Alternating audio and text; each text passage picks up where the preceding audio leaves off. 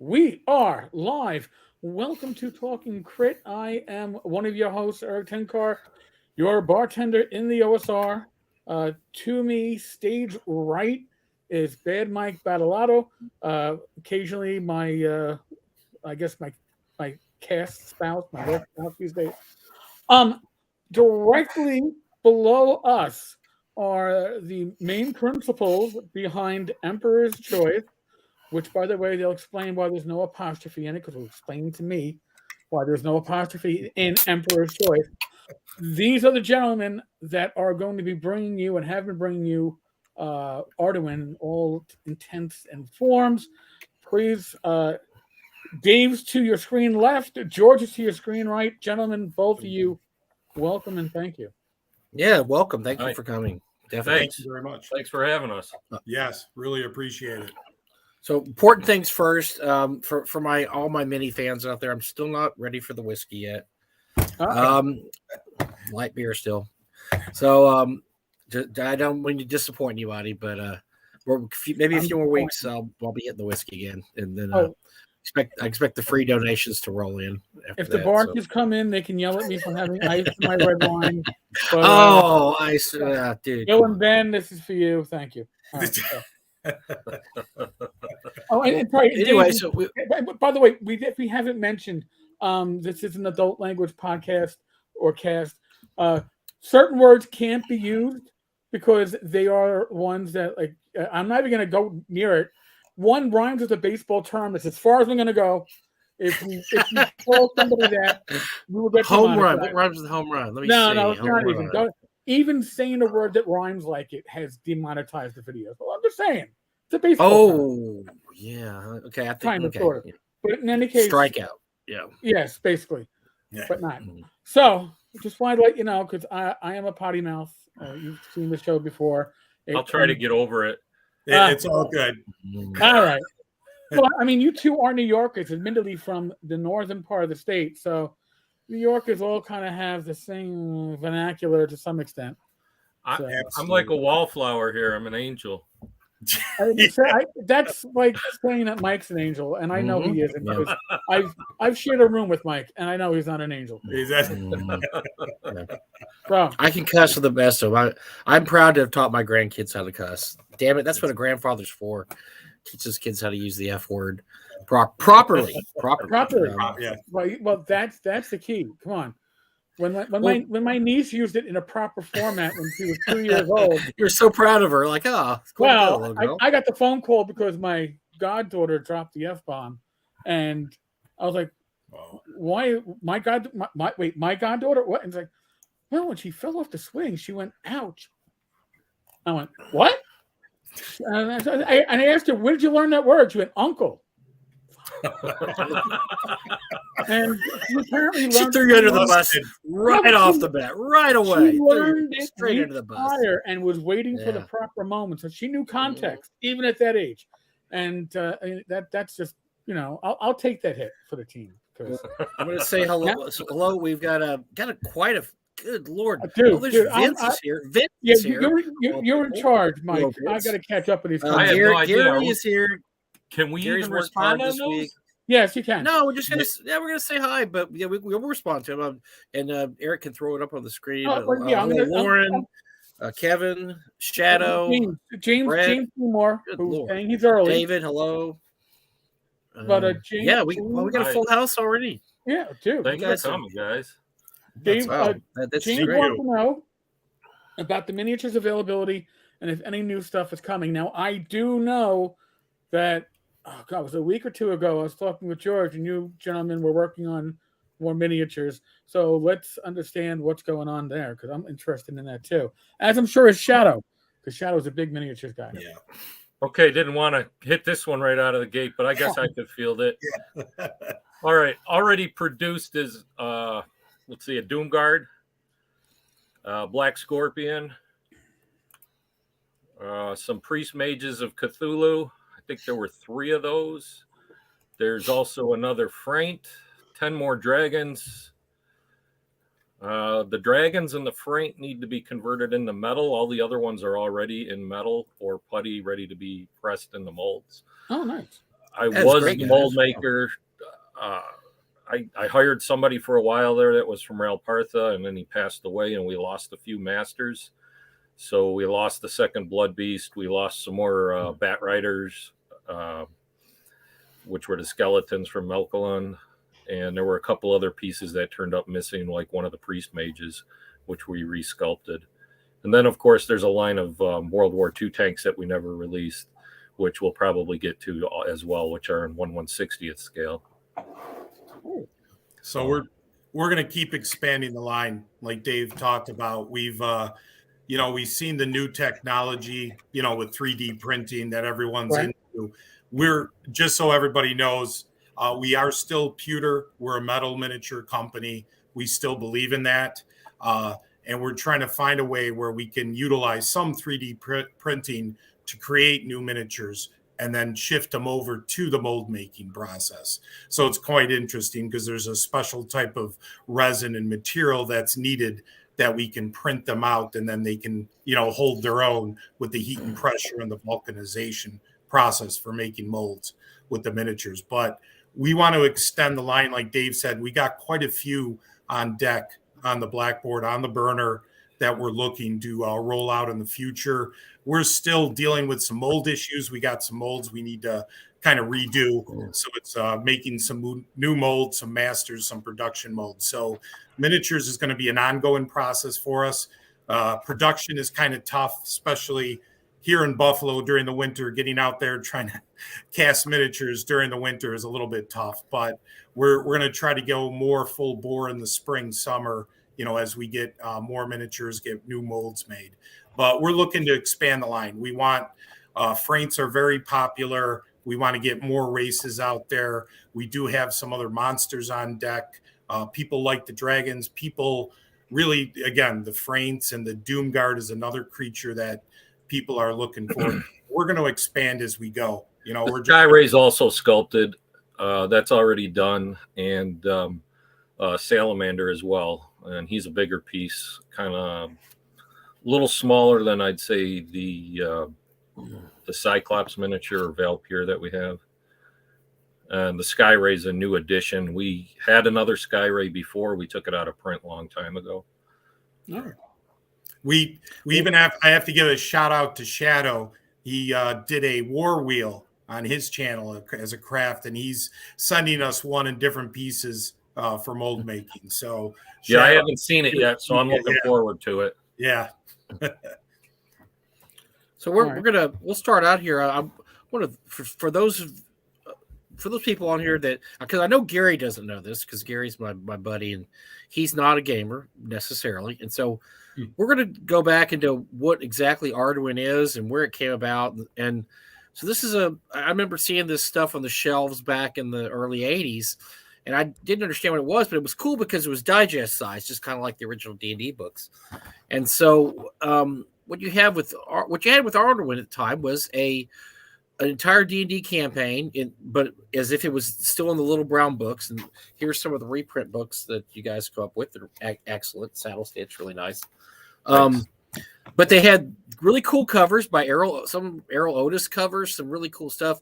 And so you pick them up and you'd be like, what in the hell is this stuff? Because it was weird and it was wacky.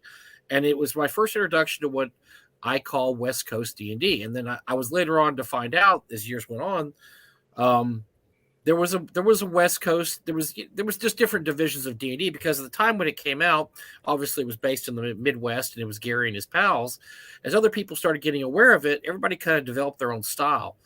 And the West Coast style was really kind of created by Dave Hargrave, who came up with Arduin. And it was pretty much just like a homebrew world, right? I mean, it just had his own kind of monsters, his own kind of spells, own kind of character classes. And this is the kind of thing that when Gary first started responding to fanzines like Alarms and Excursions, he was all happy, like, hey, this is great. Yeah, everybody needs to play D&D. Play however you want. And then it turned about 5 or 6 years later, then, no, I don't like any of these. You need to be playing Advanced Dungeons and Dragons by the rules. I don't like all this stuff that this, Dave Hargrave is doing, this and that. And it was because it took a veer. It took a left turn. This was like Gonzo D&D. You could play aliens and demons and just crazy character classes. And it later on became what was known as, I guess, as West Coast D&D. So if you had a game going and somebody asked you, is this West Coast D&D? What they were asking is this Gonzo over the top wacko-ness, and that's what they were asking you. And so, we kind of had people like, hey, are you playing regular D&D? You're playing that West Coast D&D? Like, why don't we play whatever? But what Dave did was he would have these come out with periodically these little digests. So it was very much like if D&D had never gone to the hardback and they just kept coming out with these booklets, because I think in the end there was 10 booklets. Nine originals, and then we came out with number 9. Right. Correct. And for those who don't know, Dave died very young. He was in his early 40s. I mean, he left way before his time. But he had quite the body of work before he passed away, and he really kind of just put his stamp on gaming. And unfortunately, after the 80s, I want to say Dave died in the late 80s, mid 80s. Yeah. It just Arduin just kind of, it was one of those things you collected if you really liked gaming, but the average guy on the street had no clue what it was. They just didn't know what Arduin was. And it's really great that you guys have basically come out with this, once again, the supplements, the original trilogy in a really nice hardback. I've got here. Becky did a great job with that. Yeah.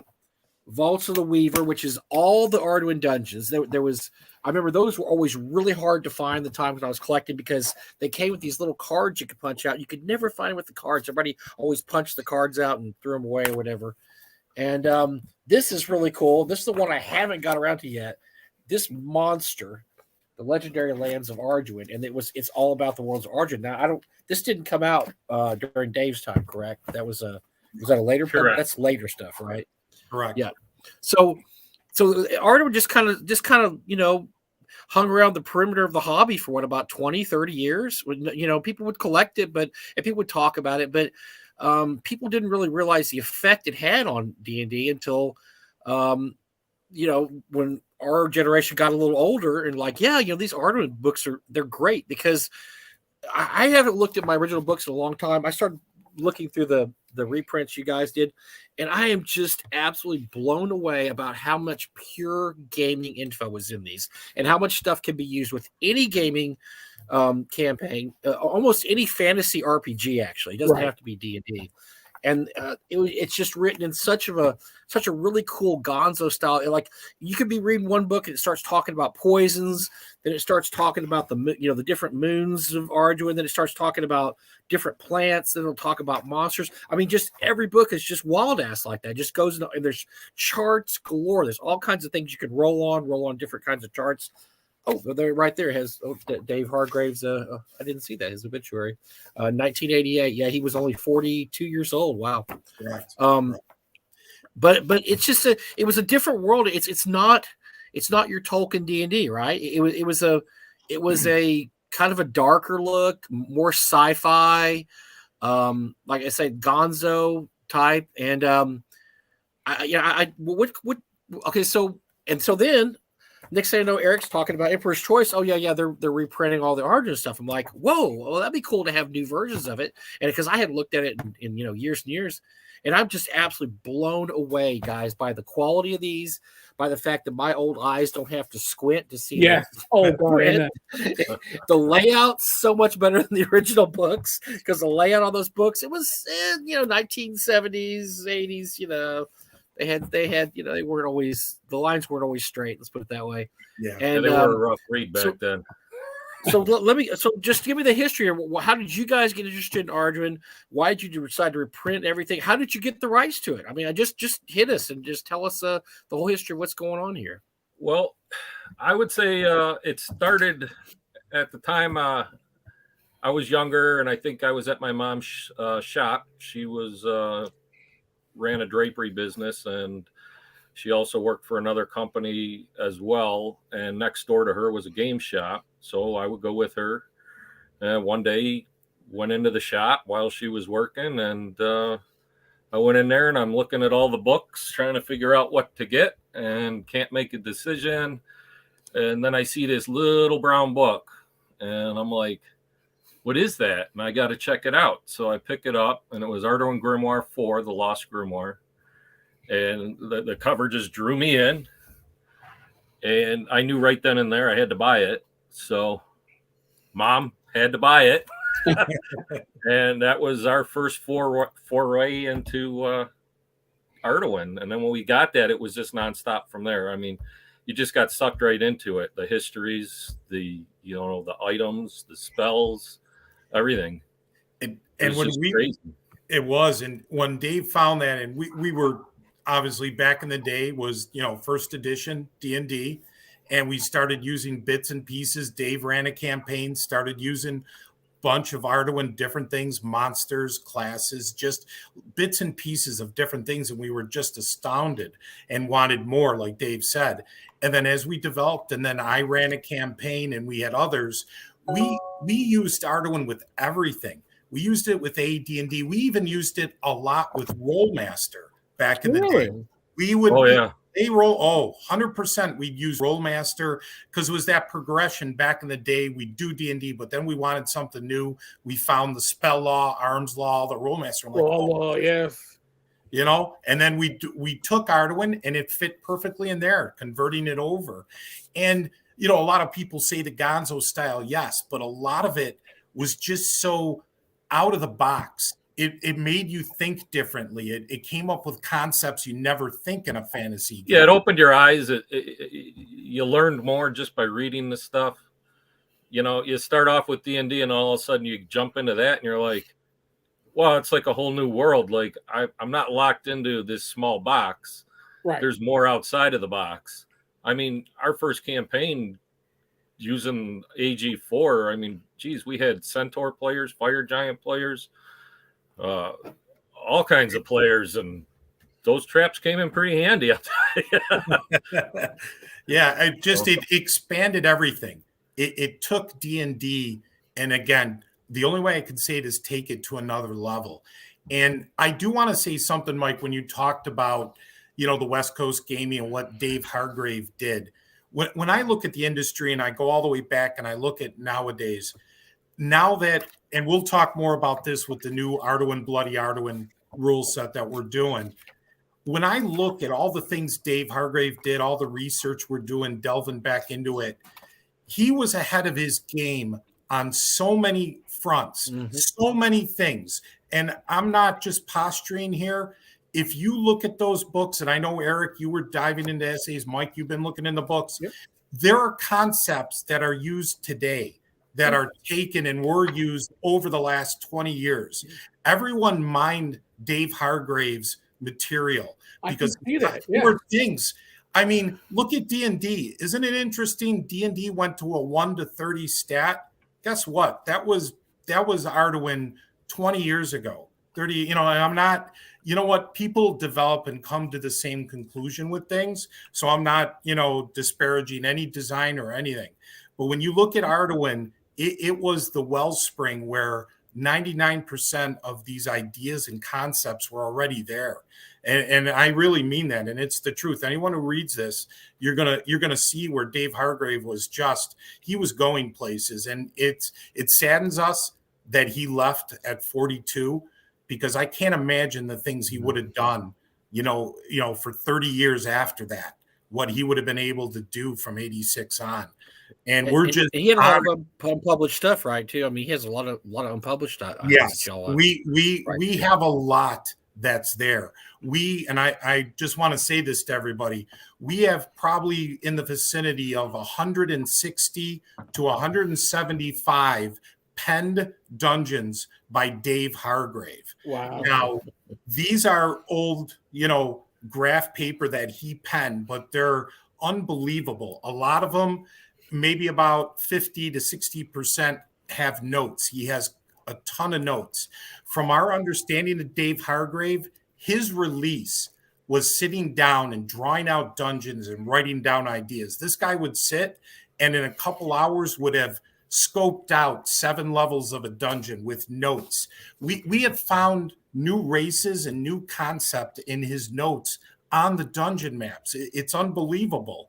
I can't imagine to describe what it's like. Dave has been working to organize everything. We have 3-inch binders that are packed with dungeons, and we have 9 of them. It's insane, and we still have more to go. So Dave's been doing a heck of a job organizing it. But we have a ton of that material that we want to put out there. We want to bring Dave's vision to life.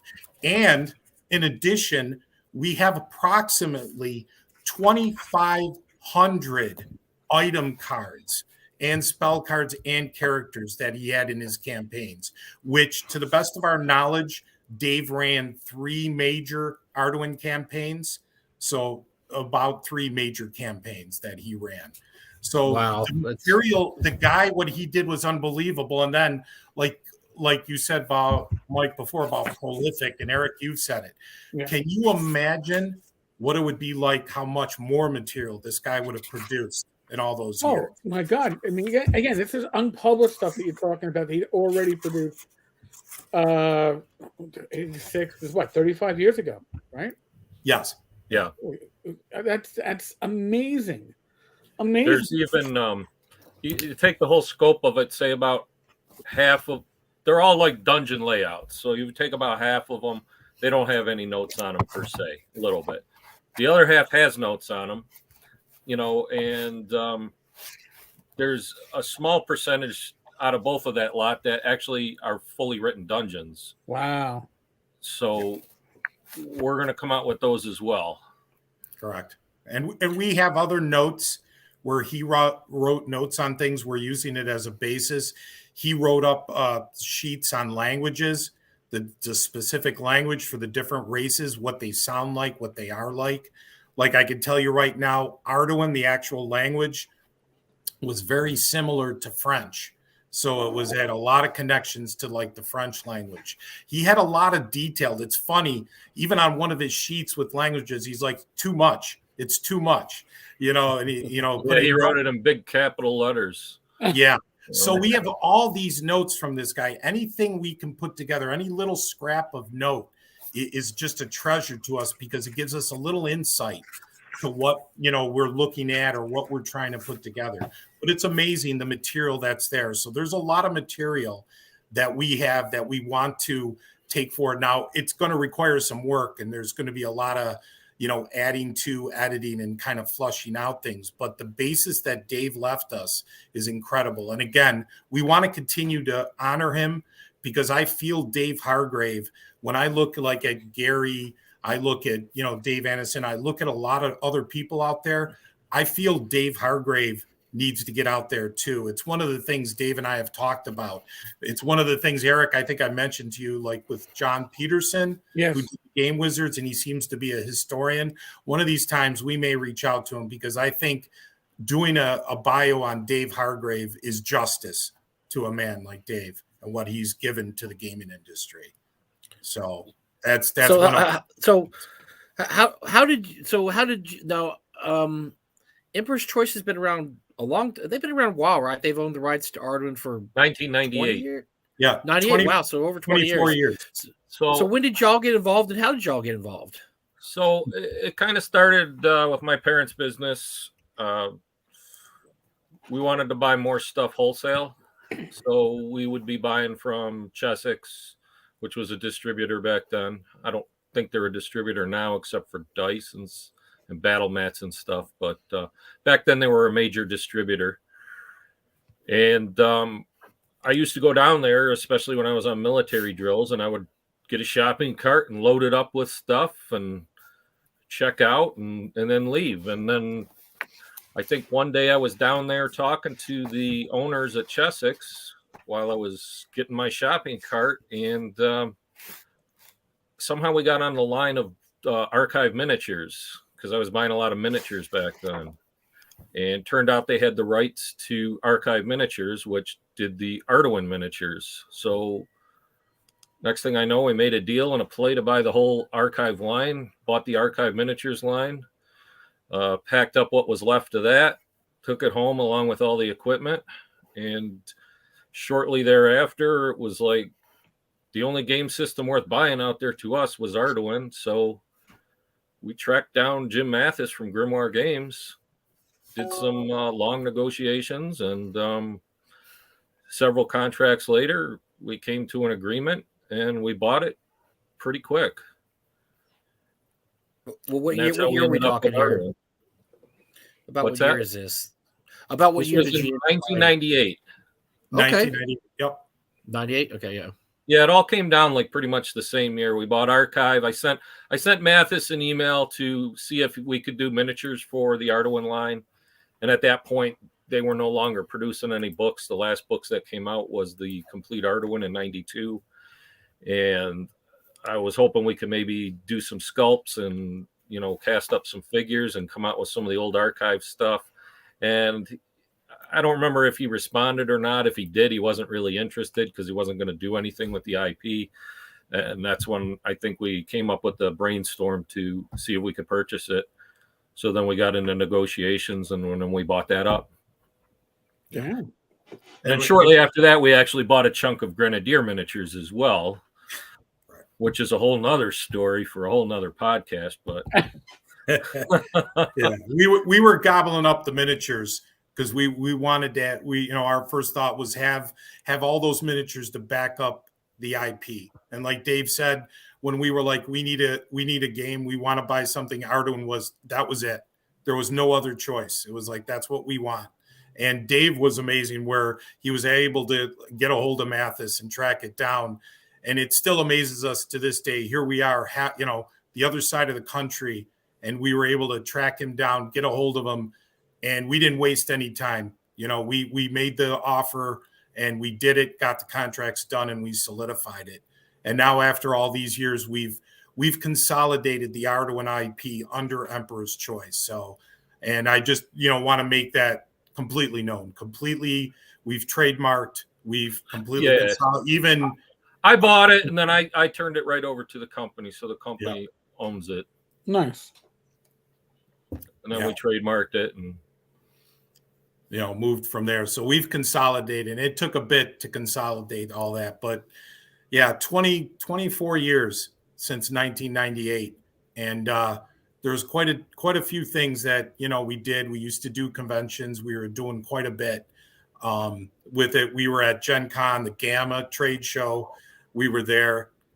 We did a lot there. We had the Swords and Dragons card game was a big thing for us. So when that came out, the Swords and Dragons deck, which is a game that Dave again, we got it right from Arduin in one of the grimoires where Dave talks about a card game that's used in Arduin. So we took that and said, why not develop something that's an actual game in itself, used in game and out of game? So we did that. And one of these days we're going to post a video. A lot of people don't know this, but when we were at the Gamma trade show back in the day in the early 2000s, we had a company who used to do commercials, saw our product, and we actually have a commercial for the card game. It was one of those, those old commercials like 1-800 for $19.95. Oh God, yes. I figured I'd say it, Dave. I figured I'd just put it out there. We're going to post it on the website one of these days, but we actually had a commercial for the card game. Unfortunately, when they did the test market, they did it in Twin Cities at 3:00 in the morning. So we only sold 3 copies, and they said, sorry, we're not going to do it. I mean, we complained a little like, you're throwing us at a 3 a.m. slot. How are we going to get sales? Right. I mean, you were fighting against party lines back then. Yeah, right. and the psychic. Come on, dude. Cards, psychic, party lines. You kind of. That's a tough one. Yeah, exactly. So we did a lot. We invested a lot, and that was a huge amount of money that we put into that, and we continued to push with Arduin, to bring out all the books, to do all the new style of books. We went through. We came out with the new books, the new systems. And everything, continue going. We were fighting. We were, spending money, and the game industry, I'm sure as you guys know, when they say you want to make a small fortune in the game industry, you need to start with a large fortune. Mm-hmm. Oh yeah. We just kept going, and unfortunately, just to give everyone a little history of what happened with us, in 2014, Dave and I suffered a series of tragedies where both of Dave's parents and my father, as a matter of fact, today is the 8th anniversary of my father passing away. And a couple days from now, Dave's father passed away. And within the month, his mother passed away. And then my mother caught cancer a few months after. It was just, the year was absolutely atrocious. And we had other things. And unfortunately, what happened with the business is we went into hibernation for approximately 7 years, since 2014. And just filled a few orders here and there, but it was pretty rare. It was rare. We was still there. We would still try to contact, but it was difficult. Dave had to really step away, from it. And I just tried to keep it going as best as I could, but it was difficult. And without the two of us, there was no Emperor's Choice in Arduin. It was very difficult. So last year, Dave and I had been talking, and then Dave had retired. Last year had retired. So all of a sudden now his availability was there. And we started looking at things. We started, dusting off the equipment, started looking at things, and that passion that we so much had back in the day started coming back. And we're like, you know what? We're going to do this. So we relaunched the company in November last year, 2021. I mean, it's been 4 months now, going on to 5 months, and we're ecstatic because we've reacquainted ourselves with old friends, old contacts. We have a lot of new people that we've connected with, and the response has been tremendous. And we got to thank like all the people in the chat, all the fans, all the people that have been there, industry people who've really given us a full-blown bonfire of passion now. We really want to do this. We want to do the things we had plans for back in the day, and unfortunately with the circumstance, stopped us. And it's tough too. And what sucks is that, right when all that stuff started happening is kind of the prime years for the OSR. So you guys missed out on all that. And there's no question Artie would have been a huge hit when all this stuff was hitting and people were looking for alternatives to 3E and 4E and 5E. And that's when, the years when Swords and Wizardry took off and Labyrinth Lord and all those retro clones. And it really stinks because that would have been just the perfect time to say, hey, we have something that's been around since the very beginning that you can still play. But, it probably will all work out now because, it's OSR is still as big as ever. If anybody's seen the Kickstarter for OSE, good Lord. I mean, people are still buying old school stuff and they love old school stuff. And, it's not just old farts like us. I mean, you got 4 old white guys sitting there right here. Like, that looks like a gamers group right there. But, there's a lot of, I know because I'm running North Texas, we get all ages in there. We get kids as young as 18 that want to play old school stuff because they just want to, as I told Eric this quote before, as one kid told me a few years ago, he came, I was like, what are you playing here? He goes, I'm playing 5E, but I'm going to play in a first edition game also. I said, well, that's kind of weird. He goes, well, I heard that first edition is D&D on the hard level, and I want to play hard D&D because, a sideways crack at 5E. But it's true. A lot of even the kids like, hey, we want to see how these old systems worked and want to play some old school stuff. So it's good. It's a good deal. Y'all are getting back into it right now. I think it's going to be really good. You're going to catch the wave when it's right up the top. So it is a good timing for us, and it's. Again, looking back, Mike, when we did it when third edition D&D came out with Jonathan Tweet, I remember where he was online saying that the Arduin Grimoire was the coolest RPG book ever, and that was an inspiration for him. So again, Arduin, just had that ingrained in everything. But you're right; it's unfortunate because just as we were going out, then things for the the old school revivals started coming to being. Right. But we're hitting that stride again because the interest we're getting is amazing. Even in the industry, what I couldn't believe when we relaunched,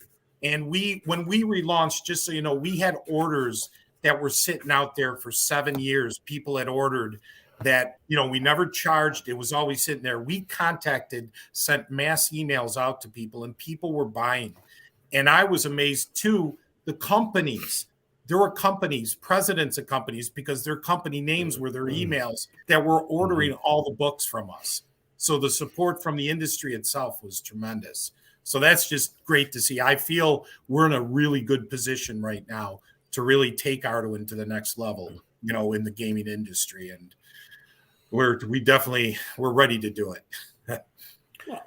So did y'all run when you run a fantasy game? Do y'all run Arduin? Is that the system that y'all use to run games, or have you been running any games with Arduin? I haven't played in a very long time. Yeah, it's been a long time, Mike. we haven't played in a long time. Like I said, we're just getting back into it now. During those years, like I said, it wasn't there for us to be able to do it. Well, I'm just thinking, if you get to a convention and you guys, nobody runs Arduin at conventions, dude, it would be a smash hit, especially someplace North Texas. If somebody was going to run an Arduin game, oh my God, you would have a pretty much anybody we hear that they're running it at a con. If we hear about it, we try to contact them and give them prizes for whoever sits at the table. I know for Gary Con, Tom Tullis from Fat Dragon Games. Him, boo. No, we love him. He's running 4 games that he uses. Again, he does use first edition, but he uses the Arduin Grimoire heavy. Nice games. Yes. And just so you know, we're supplying some prizes for those 4 games at Gary Con. So again, whenever we hear anything about an Arduin game, we try to support it. I think there was a con in California right off the bat that an individual contacted. I think it was Thomas went for was it OrcCon, Dave, or Pig or it was a California. It was a small Fest, I think it was. Yeah, I apologize. I highly apologize. Now you got me twisted. I know. I got to be careful how I'm saying that, but it was basically a small convention in California, and we threw some product their way, to run some Arduin games or for prizes in general. So we're very good at trying to support what we can when we can. And, the conventions, talking about conventions, just like we're talking about Gary Con, we will be at Gary Con, Emperor's Choice will be. We'll not be there as a company in a booth, but Black Blade Publishing, John Hirschberger, and Goodman Games have both been very nice to us to have asked us to join in their booths. So Emperor's Choice will be with Goodman Games and Black Blade Publishing, which will have Arduin product. So Arduin will have a presence. And Dave and I are going because there's a lot of people, especially in the industry, that want to talk to us. So we're going to be doing a lot of networking in the we'll get them back. Yeah. Well, that's very cool, because I remember wondering for years that I knew that there had been reprints, and then you just couldn't find them for years. You couldn't find the reprints or anything. So it was like you guys kind of disappeared off the face of the earth for a while, which is right. And so it's good to hear that you guys are back, and the reason for it, because I would think all the time during the teens, like, man, I can't believe the Arduin stuff isn't being talked about more, because it's one of those systems. So forget about the system, even just looking at the books and just going through you can pick up one of these books, especially the Chronicle. What are they called? The Grimoires. The Grimoires. And almost any of these, you just look in there, and like I'm looking here, new monsters, new spells, special ability charts, new illusionist magic. I mean, there's just tons of ideas in here that really you don't have to be playing any kind of an Arduin themed campaign to make use of this stuff. And that's one of the great things about Arduin, is that so much of it can be, used with any fantasy setting. Yeah, absolutely. And by the way, thank you, Wild Die Woodward. You're right. Yeah, that's the con. And I just pulled up the thing. That's how I got bumped off. Did you? Oh, okay. And as far as Arduin, we'd run classical Arduin, Grimoire Arduin, just to answer you. I think, James, you were asking that. But, Mike, you're hitting exactly on that. You can mine those books for a ton of things. I challenge anyone, pick up a Grimoire, any Grimoire, and leaf through it. If you're running a game or if you need an idea, just go through it. I guarantee you're going to get 3-4 ideas or something like, oh, that's cool. I mean, you can't use it. Yeah, you have very serious imagination problems if you can't flip, to one. I mean, I remember so you guys sent out some stuff so Eric and I could look through it. And I'm looking at Shadowlands. I'm like, oh, I haven't read that in a while. The first page I flip open is Legendary Gems and Jewels of Arduin. And I'm like, holy crap. I can use these 5 pages, and it's just different kinds of gems with stories behind them, the magic they do, how much they're worth. I'm like, this is great. I need to put one of these in a campaign. So the first page I opened up, I'm like, holy crap, I have enough information, to for my campaigns. It's going to be awesome. And then you've got this many of them. So you start putting, not including the original books. They're very, very highly recommended. I know that when Eric told me that he was getting in touch with you guys, he was, he had a squeal that sounded like a little girl having a birthday party. There. Yeah. Giving away my secret. I'll give away yours with Greg Gillespie. Come on now. So it was he had an absolute man crush on the Arduin, and he was like going nuts. And so I was like, oh well, I didn't know those guys are still around. He's like, oh my gosh, they've got all this stuff but yeah, so I highest recommendation for all this stuff. So what have you guys done? So you had this relaunch, and you guys are back into it, and yes, retiring helps you so much, because I know when Eric retired, all of a sudden now he's got thumbs in everybody's pie because he's retired. I'm virtually retired because I don't even know if I have a job. I don't know what I do. I just retired too, so that's how this became more of a there reality. You go. See, and so you could get so much more done now. Right. Kind of bought this as a retirement thing, Yeah, So somebody was asking earlier, so are we going to see something like miniatures in your plans at all? And the thing is, miniatures is tricky because they're not always it's kind of a niche right now, because there's so many things with VTTs going on, playing online, but there's still the people that like miniatures are very loyal to miniatures, and they love miniatures. So you have this very small loyal audience, but they would probably buy that stuff because they'll buy miniatures. They love miniatures. Yeah. So on the questions there, real quick, the rules for Swords and Dragons, I saw that I posted them up on the website. They're under the product Swords and Dragons. There's a link there now. I did that a couple weeks ago. I just didn't post an update. As far as the old archive miniatures, we sold that line as well as the Grenadier miniature lines, with the exception of any and all Arduin figures, and of course the illegal Star Wars molds, which were purported to have been destroyed, which at the time they were not. So I couldn't sell the rights to something that was supposed to not exist. Right. And we kept all the rights to all the Arduin stuff. And the Grenadier miniature lines that we had was the Julie Guthrie Fantasy Personalities 1 and Fantasy Personalities 2. So we did sell those out to Johnny Lauk. I don't remember the name of his company, unfortunately, out in Michigan. And I believe he sold them to another company sometime thereafter, and he left the industry. He was doing the Metal Magic figures and stuff. We might have some of those. We've got stacks of Julie Guthrie molds in the warehouse here, so Doug may have bought those. I don't know. Oh, Doug there you go. A lot of the classic. I know he bought a lot of the classic ones. Yeah, they must have gone through enough hands that they eventually ended up here a few years ago, because we've got a couple of shelves full of Julie Guthrie molds, and I don't know which ones. We got the Julie Guthries. All we got were master models. It was roughly 10 or 11 per. Some of them were less, some of them were more. Yeah.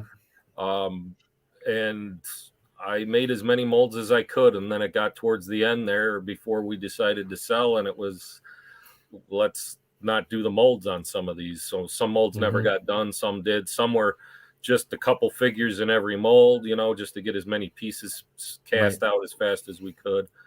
But we kind of abandoned the Guthrie line by selling them off to Johnny, and that gave the company an influx of cash. Obviously, it took away 188 miniatures out of that line, and we never really produced the archive line at all.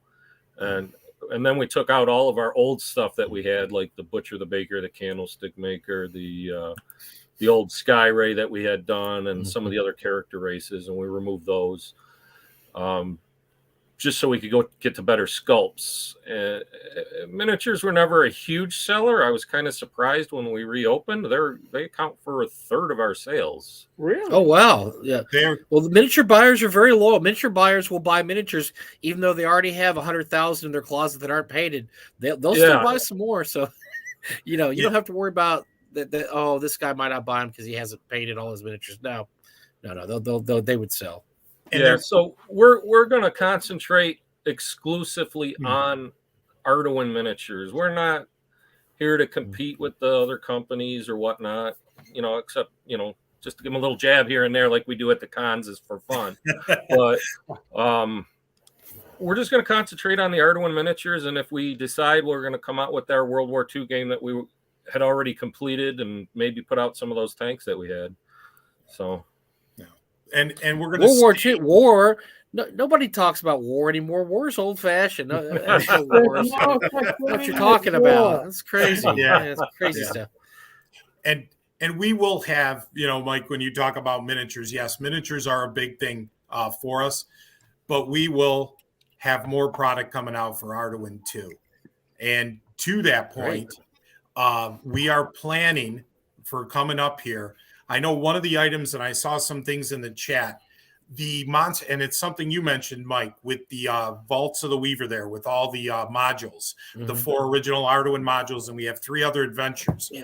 There used to be cards that came with those dungeons. Oh, yeah. Monsters and the artifacts. And for us collectors, those were the biggest ass whip of all time because you'd find Caliban in a store and you go yes, and you'd open it up and there's like 2 cards punched down. And you're like, Well, I want to let everyone know that what we're going to do, one of the planned projects coming up probably for the summertime, is we're going to come out with all the parchment card sets. We have the fantasy card sets right now that have monsters and blank treasures.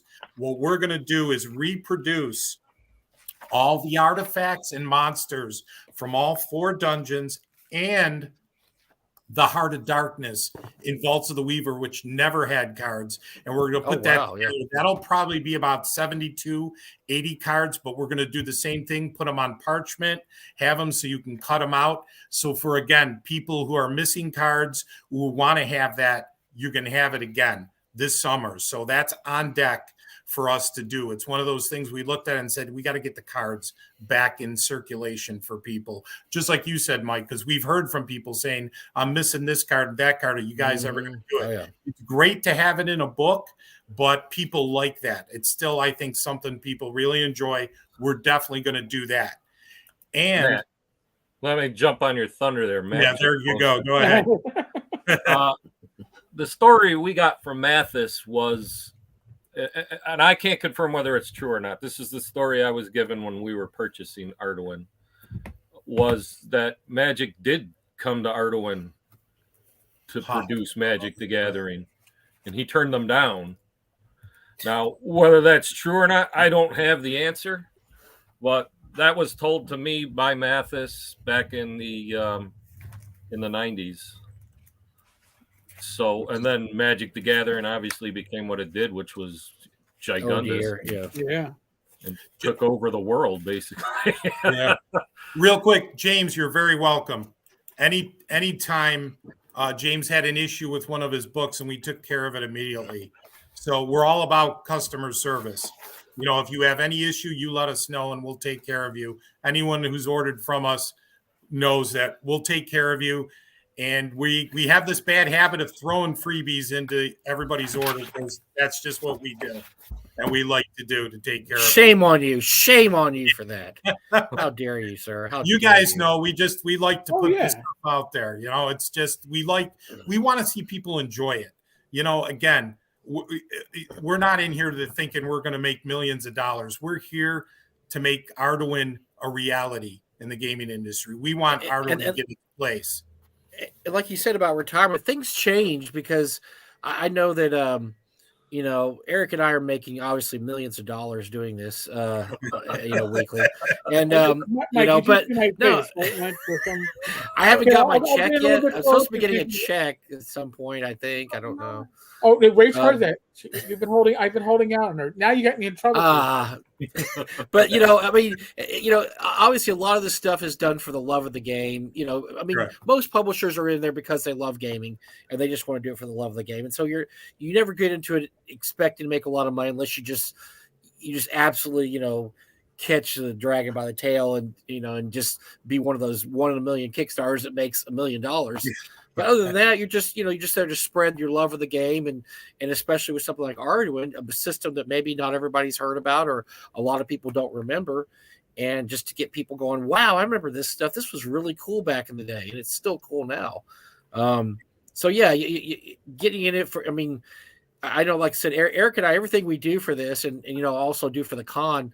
I mean, I don't make any money from the con. Eric doesn't make really any money from doing this. And when we do make a little bit, we give it right back. We're like, we're the worst business owners of all time. We're, Well, but not only that, listen, we're talking Emperor's Choice, who gave away probably the best gift packages of all time for the 12 days plus the 13th day of OSR Christmas.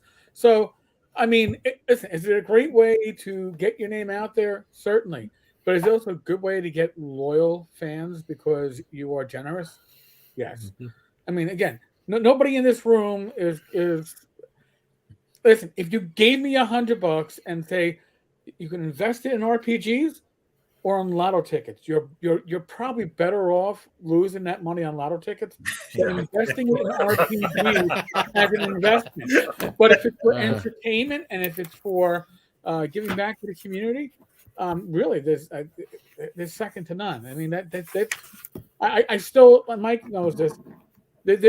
I've always called this a community. The OSR is a community, and there's communities within it, and then you can do the Venn circles that overlap and all the other shit. But it's a community. I've had people that argue it's not a community; it's a movement, because they don't want to feel obligated to being part of a community. You don't have to belong to a community if you don't want to. But for those of us that do want to, it's an amazing community. It's a very generous community. It's a very, and not just generous in giving away products. It's about their time. I have a question about how to use InDesign. Not me, because I can't do layout for shit. But people ask that. And, you get connected to people like, wow, so-and-so in a community who's fairly well-known is willing to help me, somebody who nobody knows, and spend 2 hours teaching somebody how to do something in InDesign. That doesn't happen in every community. That doesn't happen everywhere else. This is a very, dare I say, community-oriented community. They really do care about each other, and I think that it gets lost in the weeds sometimes, or in the background noise for the drama that goes on. Every community has drama. That gets, sometimes the noise overcomes the actual actions that are being taken on a daily basis to support each other. There, I'm going to go for my soapbox now. I'll go back to touching up on the comments. Yeah, no. I want to touch. Go ahead. I want to touch on something real quick. That James has set up here. James said, "What would you recommend?" I can't find it now. Where the hell is it? Oh, which books would you recommend? So looking through all these is great, but if you're gonna just if you want to see what we're talking about and kind of buy the Arduin Trilogy. Oh my God, here, and read it. And if it doesn't touch you, then you're not going to like anything else. Probably. I failed to see how it wouldn't get you interested, even just a little bit. I mean, a critical hit chart. It's just awesome. I mean, there's stuff like that all through here, and it has Dave talks about stuff. He explains different things about how amazing character classes. So just one book, I would recommend the Arduin Trilogy, and then just see if you like it. If you really get into it from there, then just then you can just go hog wild with almost anything. But the original stuff written by Dave is probably the best way to start. I'm not a super huge fan of his dungeons because he was very much a product of his time. It's kind of the, hey, here's 2 lines about the room type of dungeons. He doesn't really get these big, long, evocative descriptions. But it's very historical, I guess, is in that if you want to get a snapshot of how a certain group of gamers were playing at a certain time of history, which in this case was, late 70s, early 80s. This is the great stuff to get into, especially if you enjoy books like John Peterson's, playing at the World or the Game Wizards. This is the kind of stuff that takes you back in time. It really does, because they don't make books like this anymore. No, Yeah. no, they don't. And that, you hit it on the head, Mike. That's the book to get. If you want to start with, highly suggest, and it's our number one selling, is the trilogy and the bundle are number 1 and 2, as sellers for us. And then Vaults of the Weaver is right up there, and then we have quite a bit in miniatures. Like I said, they're a third of it. And then the Arduin map is another big 4th item. So all the old material, the fantasy card collection, that's the guts of it that people go for. We've even realized that, to the point to let everybody know that's the material we have now, and it's our Arduin books, the official Arduin books. The Arduin 2, the complete Arduin, the Arduin Eternal, that material is now legacy product. It's still available, but it's in our legacy product category. The Arduin, the classic Arduin, those books, they're all our number one sellers with the miniatures. And that's what I would say for somebody to get. Get one of the books, just try one, get one, just even one of the grimoires for $15 and take a look at it. The product sells itself. That's why I put that very much so. But don't forget, if you get the trilogy, there's 6 more books right in the same league with it. So. Oh yeah. That's why I said if you like them, you're going to like all the rest of the correct. Yes. I saw somebody, I think it was Wilder, that you didn't get any extras. Let us know. Pop us an email at support@mcho.com and we'll take care of you. That's how we are. That's only a mistake then if you didn't get something extra. But talking about the books, I want people to realize this. The hardcover is the original trilogy, but there's more in that book. If anyone's heard about the Arduin Adventure, Dave did a beginner's guide, introduction to role playing, in the early 80s before he passed away, called the Arduin Adventure. The whole Arduin Adventure book is in the trilogy hardcover, and it includes a full adventure, The Forgotten Tower. And in addition, we snuck in on the back, there's some additional material, and some of the material in that trilogy book is some of the unpublished stuff that Dave Hargrave did that we put in there. So we always try to throw in extras, again, even in our material. Even in the book, like the Arduin 2 Complete Arduin, in the back of that book, there's some stuff from the World Guide. There's some Doom Guard stats. There's even a little addition to White Rock in. So we try to put little Easter eggs, so to speak, into the different books. But the trilogy, it's a steal. The bundle, it's a steal. You're getting that hardcover trilogy and then 6 other books. And again, I'd be beside myself to feel someone would purchase it and not look at the material and go, oh, there's nothing here I can use or do with it.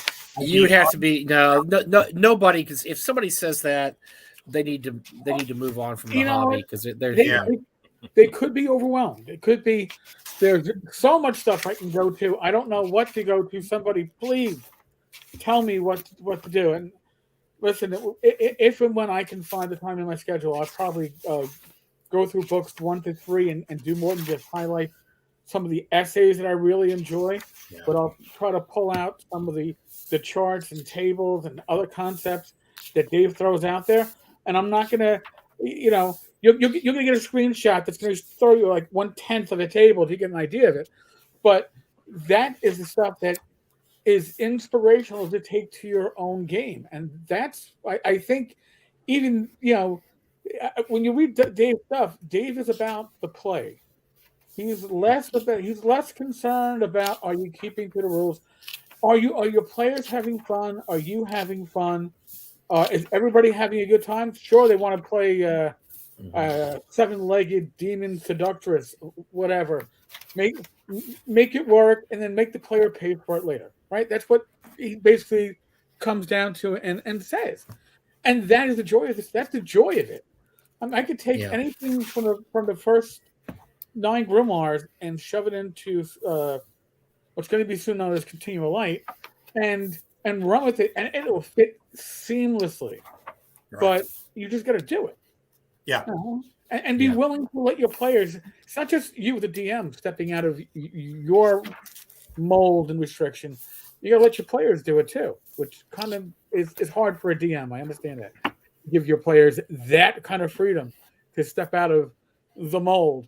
But I think Dave expected that from his players. He wanted them to push him. From what I could read from his essays, he expected if his players weren't pushing him, he probably wasn't having as much fun as he could have when he was running a campaign. Absolutely. You know what? You want to shake up a party?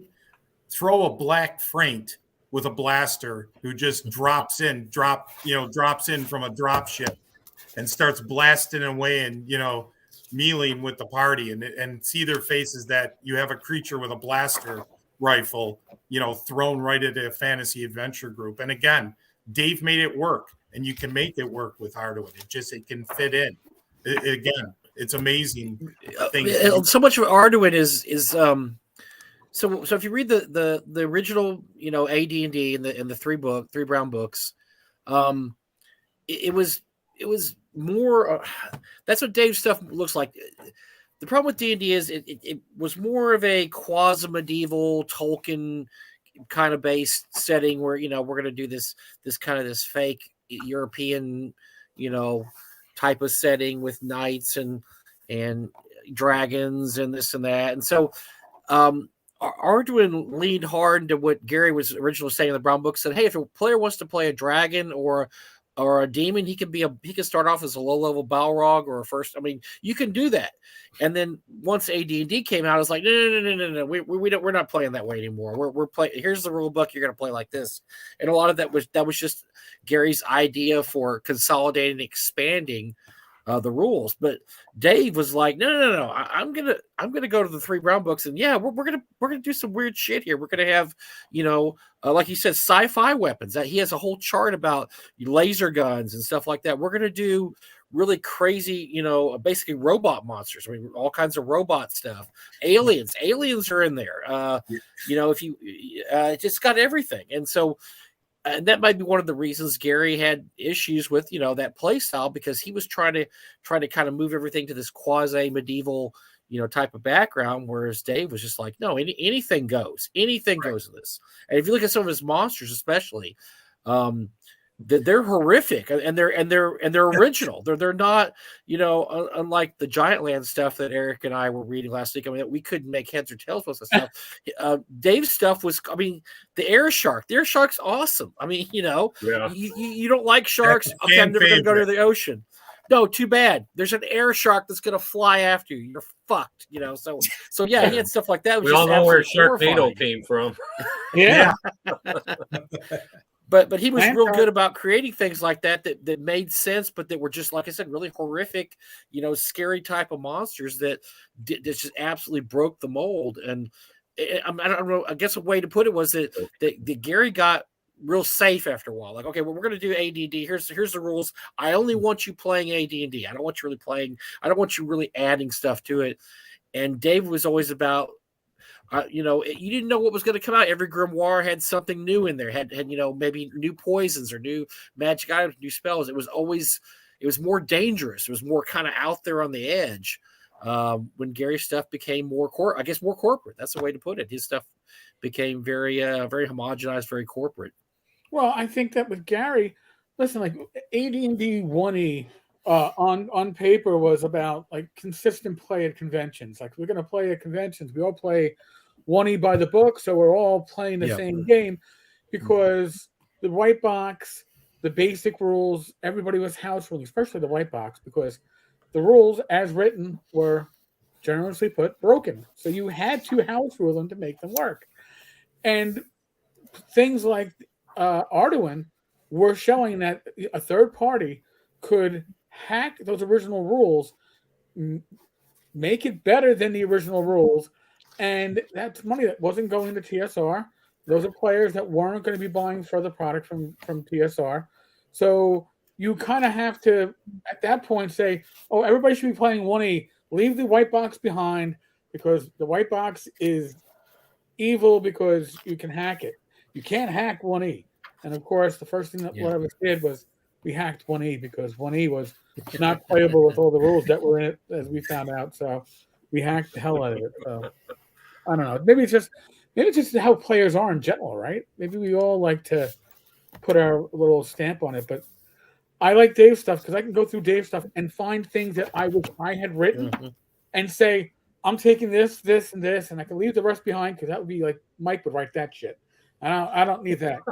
But this is stuff that I would have wished I had written and will fit into my mindset and my game.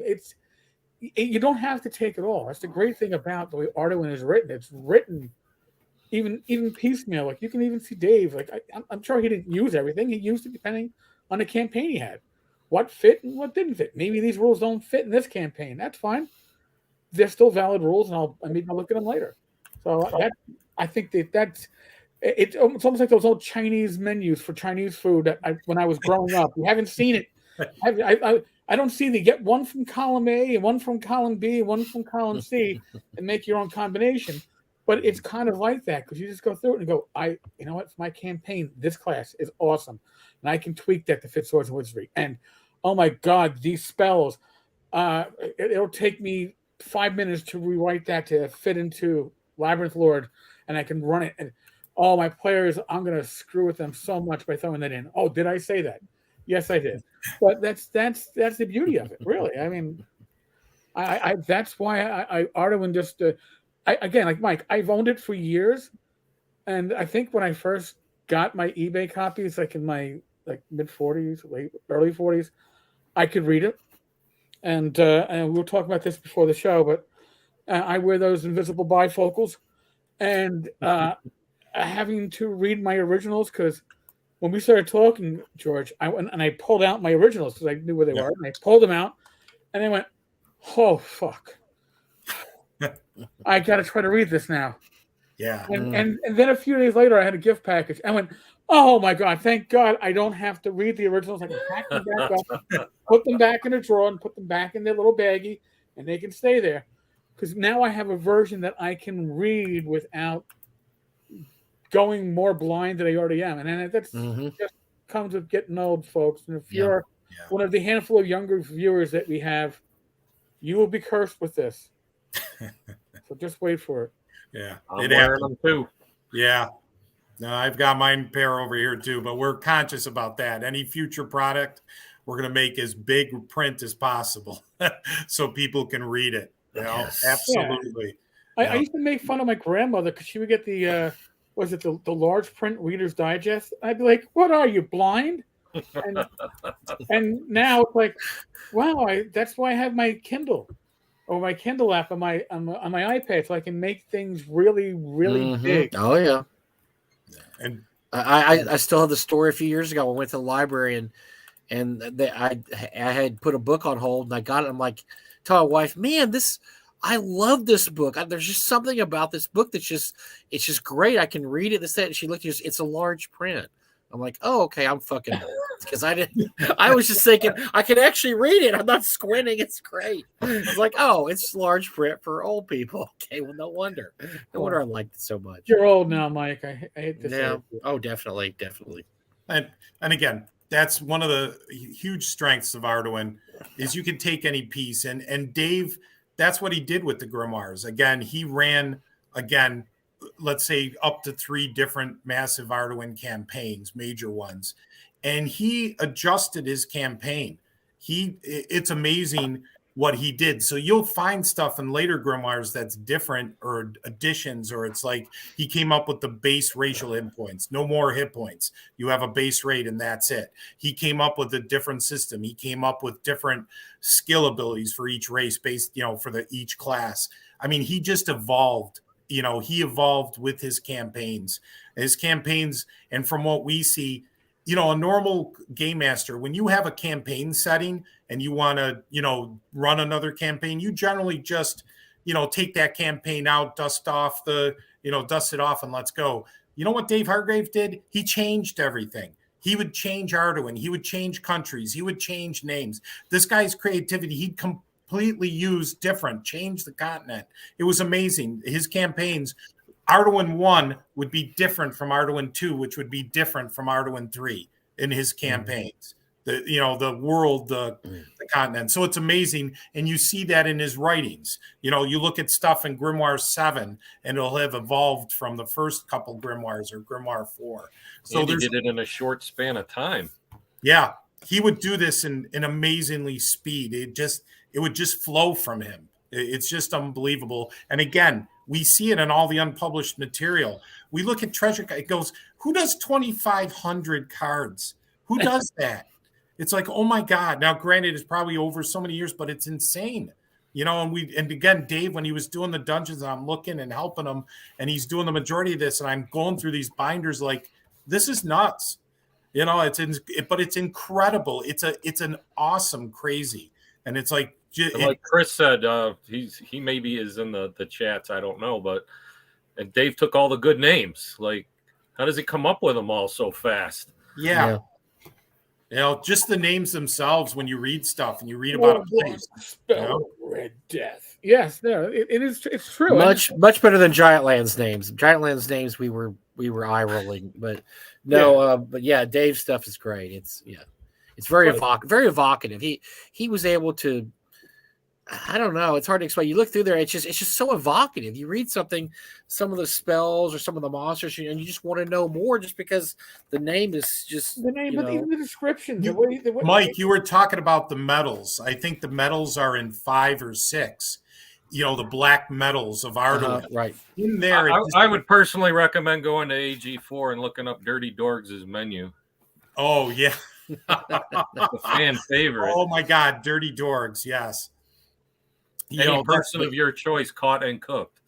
Ooh, yeah. Dirty Dorks. Yeah, it's good stuff. Yeah, no, there's a lot of good stuff there, and getting back to as far as the new product, the fantasy cards for this, all the dungeon cards this summer. I want to officially announce, if you guys don't mind, we're going to come out with the first new Arduin module this year. It's going to be called Lancer's Rest. And it's going to be available. We're looking at fall, winter of 2022. And it's going to be statted up old Arduin style. So it'll be completely compatible with old school, any system that can grab it. And we're very thankful to Lance Masmarinian for what he gave us. It was actually a module created by Dave Hargrave, Masmanian. And a module that was created for him. And we've talked to Lance about it. It's been around for a while, a long time. And now we've taken it, and it's under development right now. It's being written. We have artwork for it. We're just the whole 9 yards. And we should have that module later this year. So it'll be the first new Arduin adventure. And that'll be coming out later this fall. We'll have some advertisement for it at GaryCon.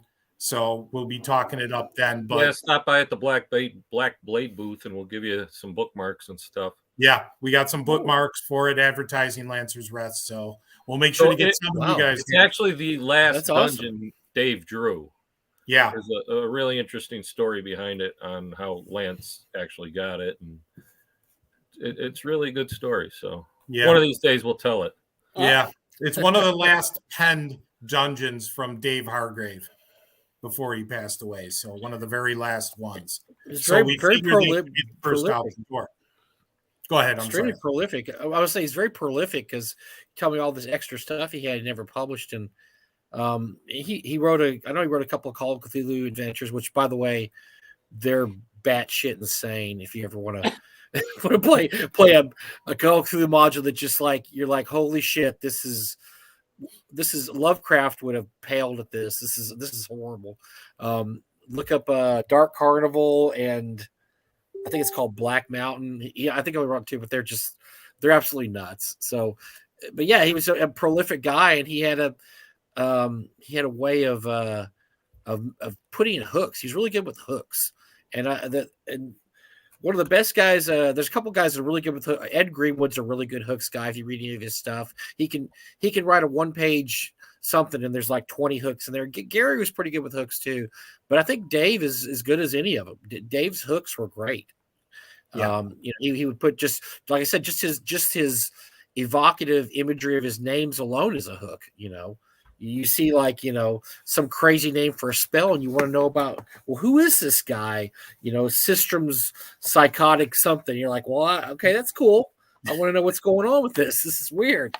And he was able to do that. Like I said, not a lot of people can do it. I think Ed Greenwood could do it. He's good at it. And I think Gary could do it, but there's just not a lot of modern guys that write stuff like that. It's just so Levi Combs is kind of there. When you say, Eric, a little bit? Yeah, Levi has that slight insanity that you probably need. Yeah, slight kookiness that you just have to just make something a little more memorable.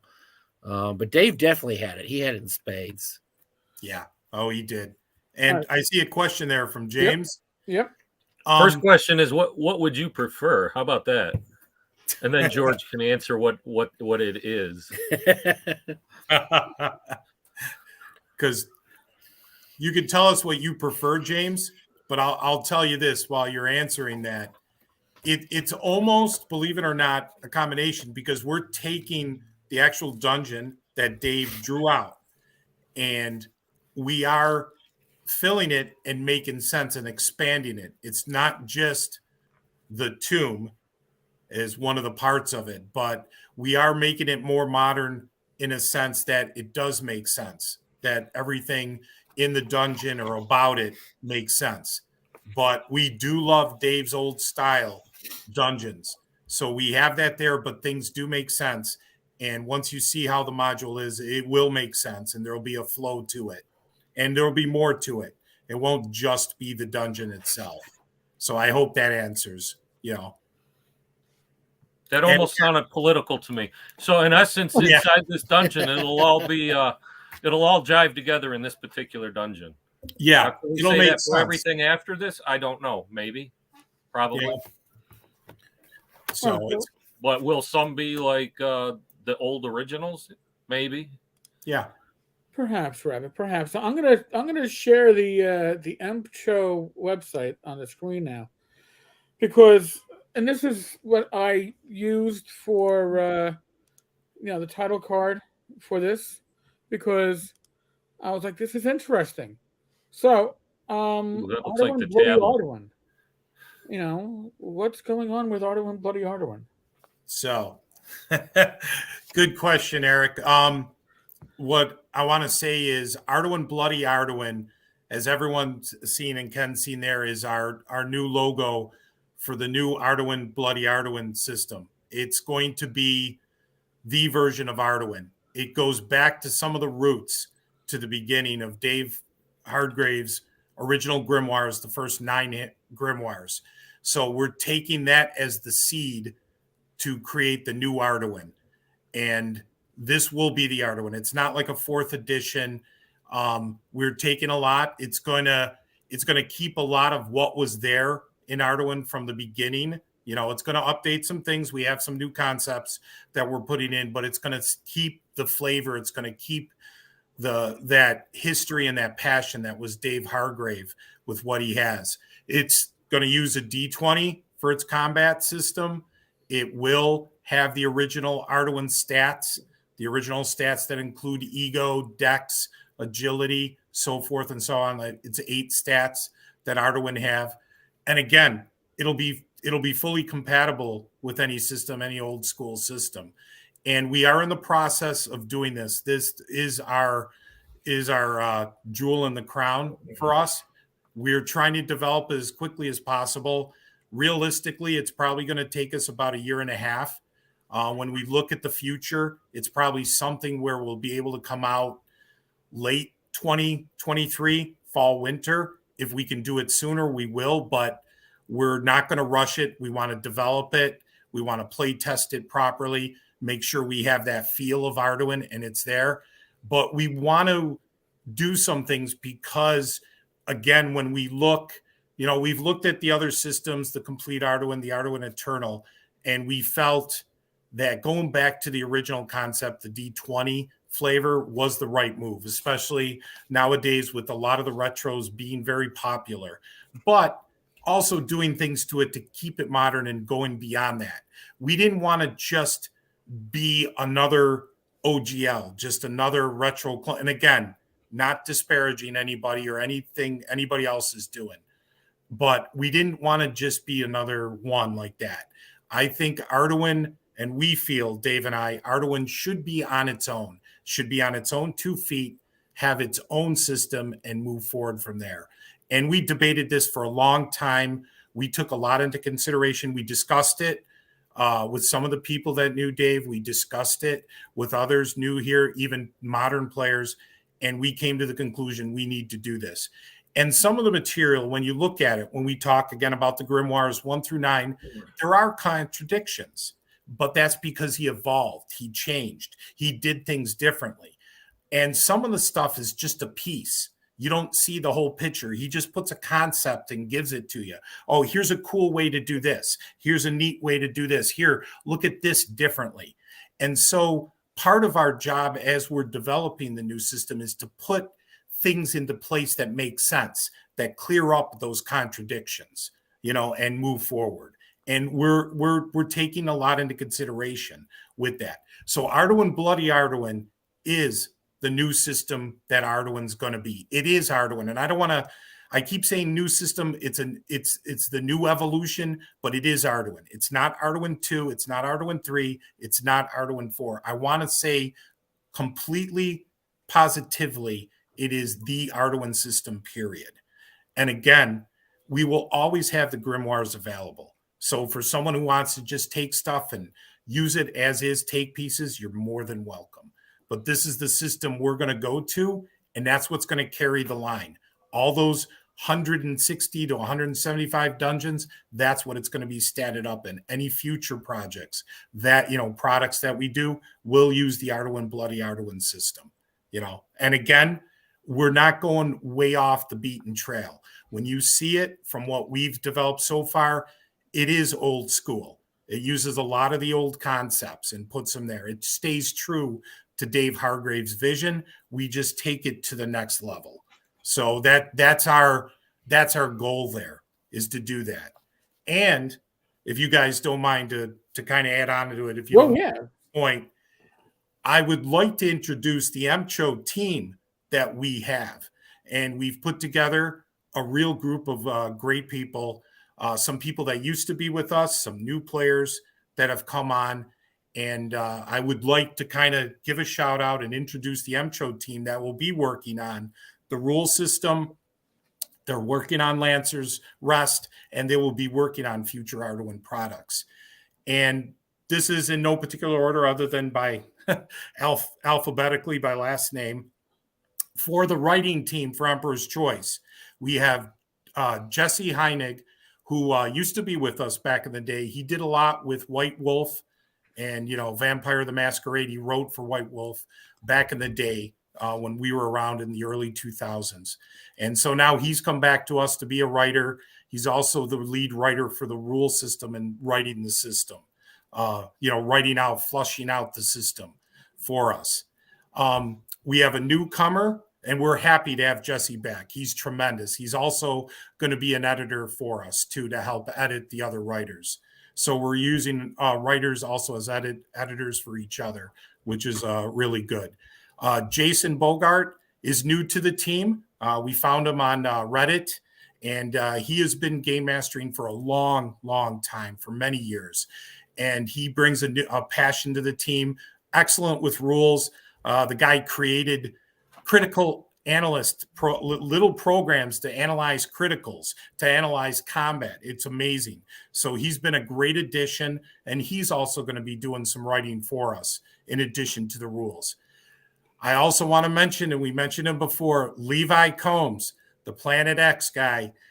I remember when he came on your stream, Eric, months and months ago, and you talked about Arduin, and he said, you know what, I'm going to camp out in front of Dave and George's house until they hire me. Well, yeah, all right, we had to kick him out of here. Yeah, we had to say, Levi, come on, leave. But no, seriously, he's a great addition.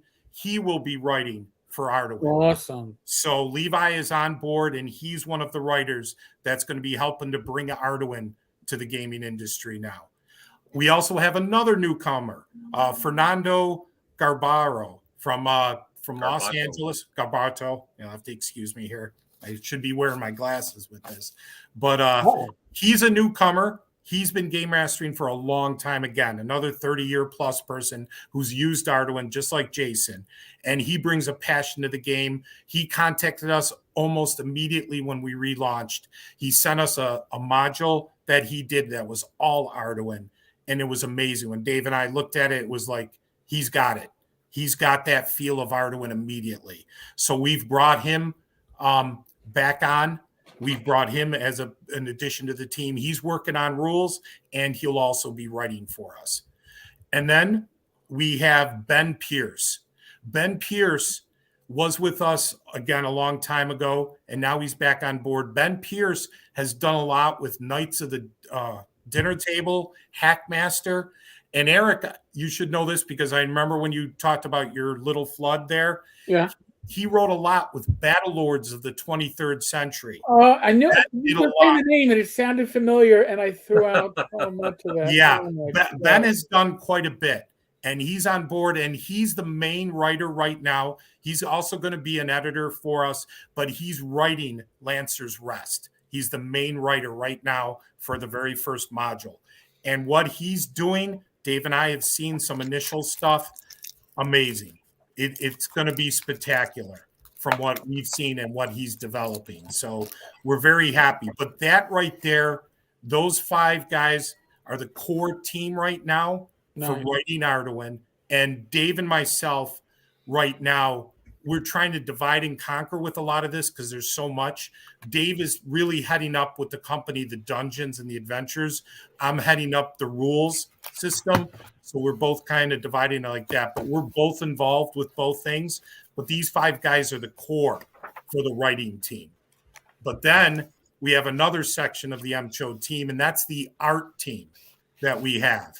So I'm proud to announce Roland Brown, who did the covers for AG. That's one of his pieces behind me. And AG6. And as if you look, the banner I have up here and what Dave is showing, that's his artwork. And he has come on board as our art director. And he will be coordinating and doing art. And he does quite a bit. He has an extensive background. He does epic style, and that's exactly what we want. Because of Arduin, we want that epic style. And he was there at the beginning with the Grimoires. So he actually, he did the covers for Arduin Grimoire 4 and 6. Correct. And if you remember back to the beginning of the cast, number 4 was the first book I picked up. Yep. And the cover caught me. Yep. So we have him, art director, and we're very, like I said, we're ecstatic to have him. And another person we're just completely ecstatic to have on our art team is Greg Espinoza. And he is the one who did the 3 covers of Arduin Grimoire 1, 2, and 3. And he was there since the beginning. And again, we're ecstatic to have him on board as an artist for Arduin. Nice. Be doing art. And I want everybody to know, because we just recently talked to him, and he told us a funny story. This is such a cool story. Dave Hargrave went to him when he was a young artist. And when Greg brought him his portfolio, Dave Hargrave started flipping through. And he came to a picture, and Dave Hargrave said, "I want that. I'll buy it right now." And that picture was the picture of Shardra the Castrator with holding a battle axe. And that name, Dave Hargrave told Greg right there, and Greg was the one who told Dave and I this story, was like, "I want to buy that picture of her, and she's going to be Shardra the Castrator, who's an infamous character in the Arduin multiverse." And we thought that was just amazing. So Dave Hargrave, that's how he did his artwork. He'd flip through, he'd see a picture, and boom, it hit him. And that's what I want. And I already know exactly what I'm going to use it for. So again, we're ecstatic having Greg on board. And Greg is also the one, Mike and Eric, that hardcover trilogy, he did the cover, the front and back cover. Oh, okay. Oh, nice. Yeah. We commissioned him to do that. So we're Very old school. Yeah. Yeah. And as a final member of our art team, Darren Wood. Darren Wood has been online. He's been on our Arduin Grimoire page, and he has this great cartoony style to his artwork that caught our eye. And he did some really cool things. he did a beer label with a frame, and it was awesome, and it caught our eye immediately. So he's done that, done some other things with maps. So we've brought Darren on board, and again, we're ecstatic to have an artist of his caliber. So again, we feel we have a tremendous art team to help illustrate and do different artwork for the Arduin products in the future. And as a note, another piece of our team, we have some special projects that we have that are kind of behind the scenes that we're keeping close to the vest. And I want to give a shout out to Brent Udi, and James Mishler. Those are two individuals we have right now that are both working on basically special projects on the side. So we have some more coming up that we're doing. I'm sorry for taking no. And I'm hearing like James Mishler, and I've been following James's work probably for at least a dozen years. Yes. James old school. He does a lot of Judges Guild stuff, but James is he's an old school guy. Great guy. Yeah, he's a great guy, and Brent is a great guy too. Yep. We've talked extensively with them. So that is your MCHO team right now, and we're ecstatic. There are some others here and there, but that is your core team that's going to be working on Arduin, the rules and writing and artwork, and some other things that we have in the works to support the whole line of products that we have in the whole IP. And to that, and I don't know, Dave, if you want to say some things, but the fans are important to us, old and new. Yeah. We got a bunch that we just kind of listed real quick, besides everybody that's attending right now. We don't know if these particular persons are on. Was Ethan Karp, Chris Kelly, Lance Masmanian, Mike Nelson, and Robert Tharp. We're not sure if they were able to make it today, so wanted to kind of toss them into that. And thank everybody else that's logged in right now and supporting us, and everybody that's ordered from us or encouraged us. I mean, I got a weird story. I just ordered up those bookmarks, and there was a problem ordering something else there at the same time. I was ordering business cards, so I went on a little chat and started saying there's a little issue, and he was able to correct the stuff. And at the end of our little chat, he's like, "Oh, I'm a big fan.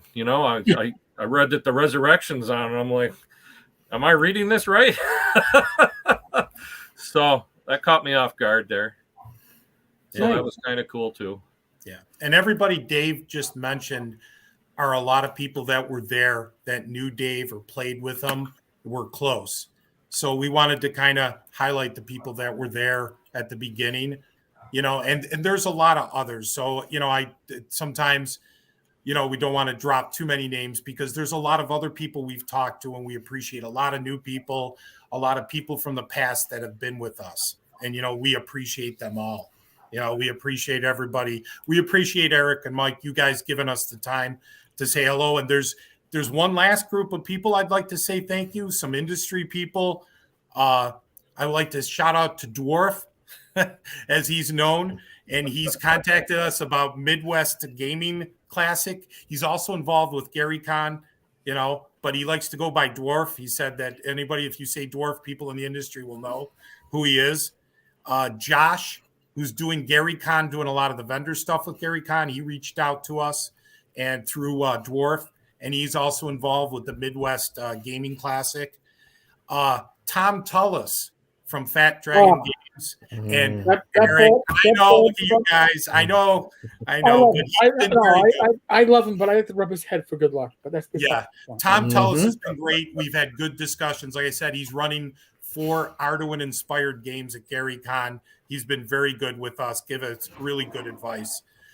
Jim Wampler from Mud Puppy Games. We like that guy. We love that guy. That guy's a good guy. We talked to him about miniatures, about the 3D, about metal miniatures. So we had a great conversation. Actually, Roland Brown was involved with our conversation with him for design and 3D. So that was awesome. Again, a great guy. Very, very happy to meet him. Jared Nielsen from World of Game Design reached out to it. He used to be with us back in the Cyber Games days, and it was great to talk to him and reconnect with him. So he has a lot going on. World of Game Design, they're really doing a lot. He's building quite a big company there, doing a lot. Let me slip one in too on you there, George, before you hit the big one at the end. Sure. Mike Brick also stepped in and took care of some electric when I had my foot surgery. So he got our casting shop up and running. Yeah. Mike is a guy who helped us when we were trying to get the casting going. So I think I put a shout out to him, Dave, on a post. Believe me, that's a lot of power out there. Yeah. We had to get equipment going, and we didn't have the power or anything. And Mike was out there all weekend getting the breaker box, the wire, running the wires and the electrical. So that helped us to get the miniatures back into it. So that's awesome. And the last but not least that I have to give a big shout out to is John Hirschberger from Black Blade Publishing. He helped us right from the get-go. Even before we launched, he was there, and he helped us to guide us through the industry, what the industry was like, what was happening, printing contacts, publishing, just all different types of things that I'm forgetting right now. But he helped us to wade through different things in the industry, and he's been great. And he was one of the main ones who said about GaryCon, he said, you guys need to come. Yeah. He made sure to set us up with, vendor badges and said, we'll carry your product. We'll put you in with us in Goodman Games. So a very heartfelt thank you, John, John, because he really helped us. And he'd been there for a long time. He's been a fan for a very long time. So very happy. He's going to hoist our banners behind us, too, at his booth. So So our banners are going to be right there in his booth between Goodman Games and his company. Emperor's Choice banners. These will be Roland Brown did the banners, and John's pushed us into getting them. So correct, right there with us. Yeah, and you know what? Again, maybe last but not least, you know what I got to do? I got to thank you, Eric, and Mike, and all your crew. But you, Eric, well, I got to tell this story. So, how did we meet Eric? Well, oh boy, oh yeah. Yeah, okay. I'm gonna tell this little story. So, how did we find out about Eric and meet him? Well, back in October, November, when Emperor's Choice was trying to get off the ground, one of the nights, Dave and I, we were there right where Dave is sitting in the basement. We are trying to work on stuff, do things, and all of a sudden something pops up with some YouTube video. I just happened to be looking for Arduin for something. All of a sudden, there's this YouTube video, and it's about my post that I just posted on our website, and I'm like, what the heck is this? Lo and behold, some guy, Eric from Tenkar's Tavern, did a YouTube video on George DeRosa, who posted about Arduin, and he took every line, every bullet point in my post and broke it down going, what does this mean? What is George saying here? Is this... I'm sorry. I was an investigator for years. It's what I do. So I looked at Dave and I go, what the heck is this guy doing? Who is this guy? I said he was crazy. No, he's right on some stuff. Wait a minute. No, we're completely off. He's off base with that. And Eric, and you talked about us as a company and everything. Just so you know, I mean, I got to drop this to everyone. Emperor's Choice is an independent and sovereign corporation and company. Nobody has our teeth into us, just like Eric said months ago. Well, but that was how we first met him. We were worried that new TSR was going to buy you. We're like, oh man, those guys are going to have control of Arduin. No, say it's not so. Yeah. So he started doing a dive in there, and then next thing you know, he's calling me going, man, have you seen these reprints? Man, they're great. And I'm like, whoa, I didn't even know they're still around that much. And so, yes, it went from there. It started off as an urban legend, and it grew into like, hey, these guys are actually putting out some really, really good stuff. Yeah. Well, and then I reached out to Eric, and that's how the relationship started. And it's been excellent, Eric. And we thank you for everything you've done and getting us, together with certain people. You're the one who led us to Tom Tullis, to some other people. And I apologize for that, but overall, he's probably not bad. But, no, but it was really good. And we appreciate Mike having you. And I know Glenn has been there and Joe, the lawyer. Oh yeah. Glenn's huge. Yeah. Glenn loves your stuff. Definitely. No. But we really appreciate it. But Eric, you were the first. And you know what? Sometimes people come together for a certain reason, things certain happen. And that allowed us to connect. No, there was nothing wrong with what you did. It was just funny because we weren't used to this industry. We weren't used to how the industry, YouTube, social media. We're used to 20 years ago where none of this, honestly, back in 2000 didn't exist, or it was just in the beginning stage. It was just in the beginning. And listen, the last thing I ever wanted to get involved with is Facebook. I mean, I only really got active in Facebook when Google Plus did the dump in the shitter and went down the drain, because Facebook was more drama and less game oriented than Google Plus. Now things have changed. Facebook can be useful. It's also one of those like necessary evils if you are going to participate at all in the industry. You need a presence on social media, and I do avoid Twitter like the plague, so I'm not going to be there. But listen, I'm happy for everything that I was able to assist with, and whatever connections I was able to point you guys in the right direction for. Listen, anything that worked out well is on you, and if it fucked up, it's probably on me because of my connections.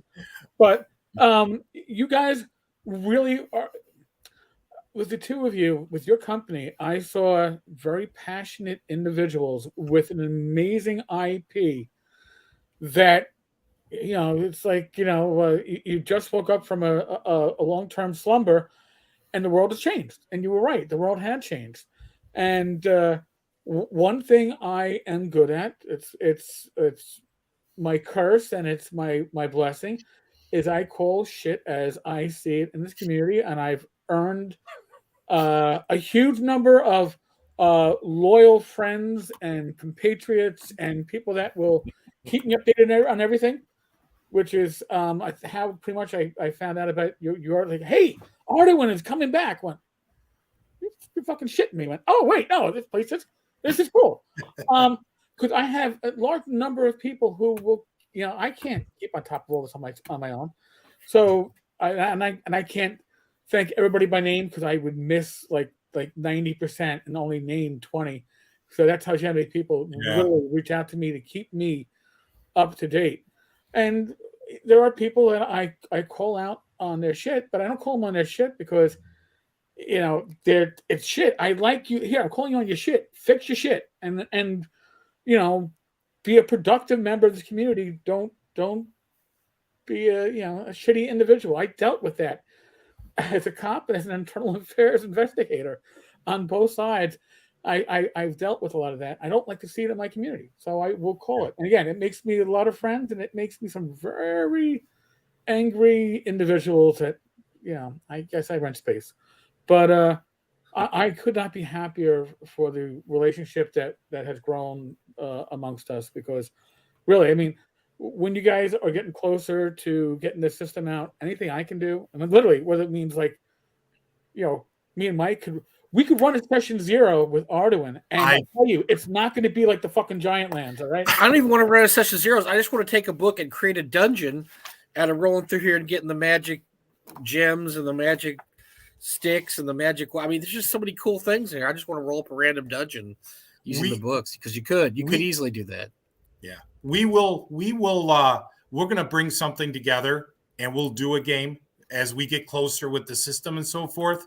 Maybe we do something session 0, but even a live stream of some gaming. You know, maybe we do that. Yeah. We want to, you know, get your guys' input, see what you think. But you know what? 100% on board.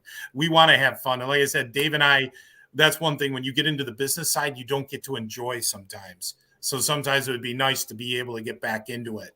Well, I mean, listen, we've said this with other guests.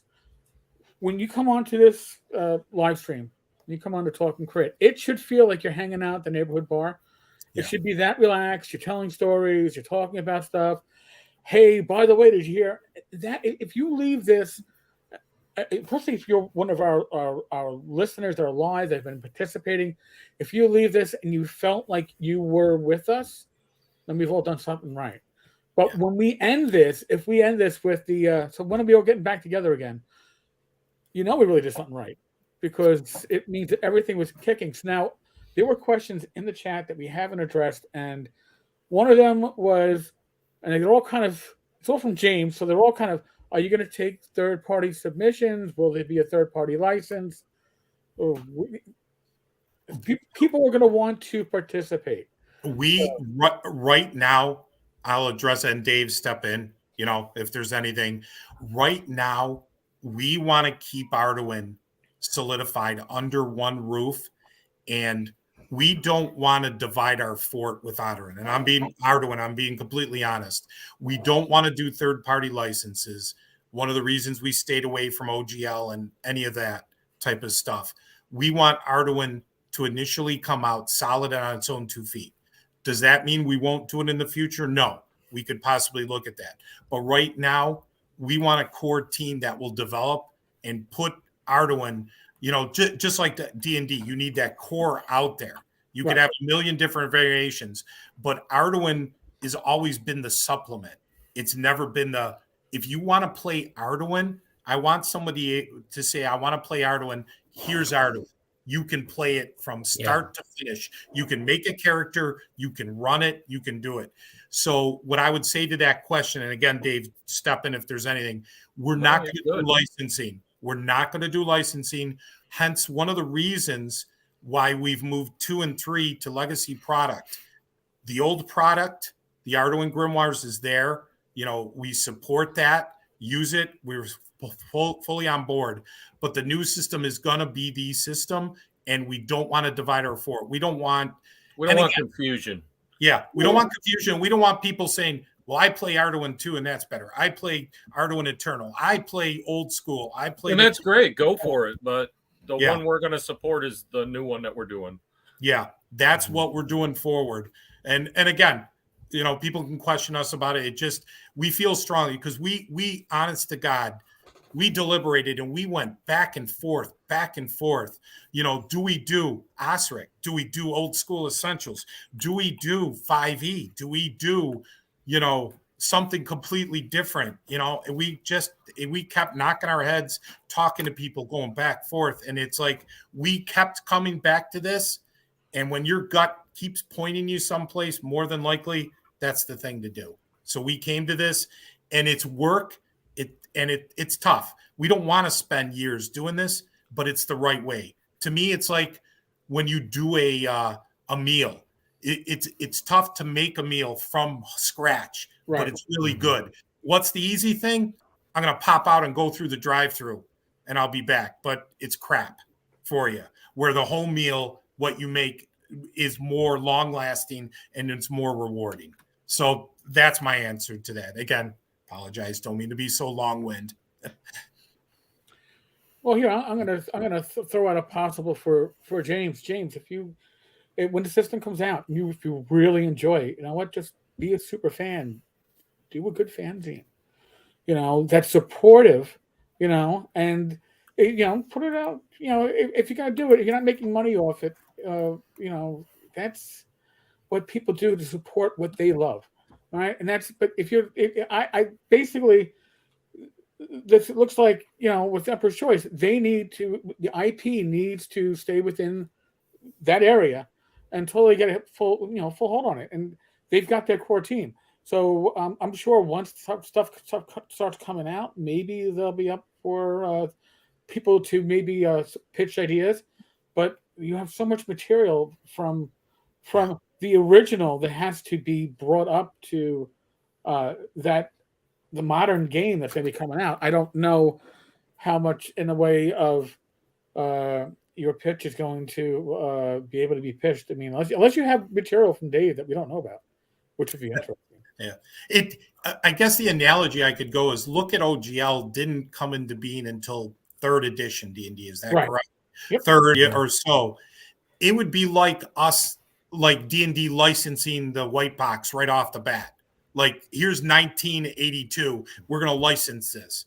You can't do that because you need the product to mature, to develop, to become core. Then once you get that core and you're solid, now you can start going out. I mean, so just to give you a little philosophy. Right. Well, even 5th edition didn't come out with the OGL initially, which was why a lot of D&D gamers were getting like, where's the OGL? I mean, 3rd edition had an OGL. 4th edition had the sucky game system license that you had to pay to become a licensee, and nobody really liked it. but they were hammering for it, and it wasn't right away. Like you said, you got to mature the system. You got to lock it into what you want it to be before you can even say, how are we going to open it? And even then, it could be like Goodman Games. Goodman, if you could, when you speak with Goodman Games, he will allow people to write for DCC or MCC, but everything has to go through a review process to make sure before you can stamp it that it's compatible with or use with, that it meets a certain standard. I mean, you don't want to dilute your line with substandard work, right? You want to make sure if I'm playing a DCC adventure, even if it's not from Goodman Games, I know it passed a certain quality check. And that's a lot of work for a small company to have to not just do their own work, but then look at your work to make sure your work fits in with their work. So take care of your own work first. What do they say? Secure your own mask first before helping the person next to you. Yeah. Secure your mask first. I'm looking forward to this, folks. I'm like a giddy schoolboy right now. If you can see the smile on my face. I'm really looking forward to this. Again, as George and Dave know, as the listeners know, I will be as involved in watching this mature as any other fanboy could possibly be, but you have to let it take its course, and it's going to be a lot of what's the new news? New news happens when it happens. Right. It's hate to say it. As gamers, we all wanted to know, even with things like 5e, when I wasn't a 5e gamer, but I was interested in I play tested that shit, by the way, which was a horrible play test. But you wanted to know what it was like and what it was going to be, and until it's done, it's not done. It'll evolve up into that last moment. 5e did, which is why I hated the playtest. Playtesting a game, really playtesting it, is a sacrifice of your time and sanity to make something that's going to work for everybody. Because that D&D Next playtest, every 2 weeks, the rules changed. And then finally our DM just said, fuck it. Somebody run Osric. And that was me. Yeah. It's exhausting. It's believe me, it was a tough decision. And it's just, some days I'm like, what the heck? Some days I go back to Dave and go, we could really, and he's like, no, take it out of your head. I know. No, we're not taking the easy road. No, we're going to stick on this.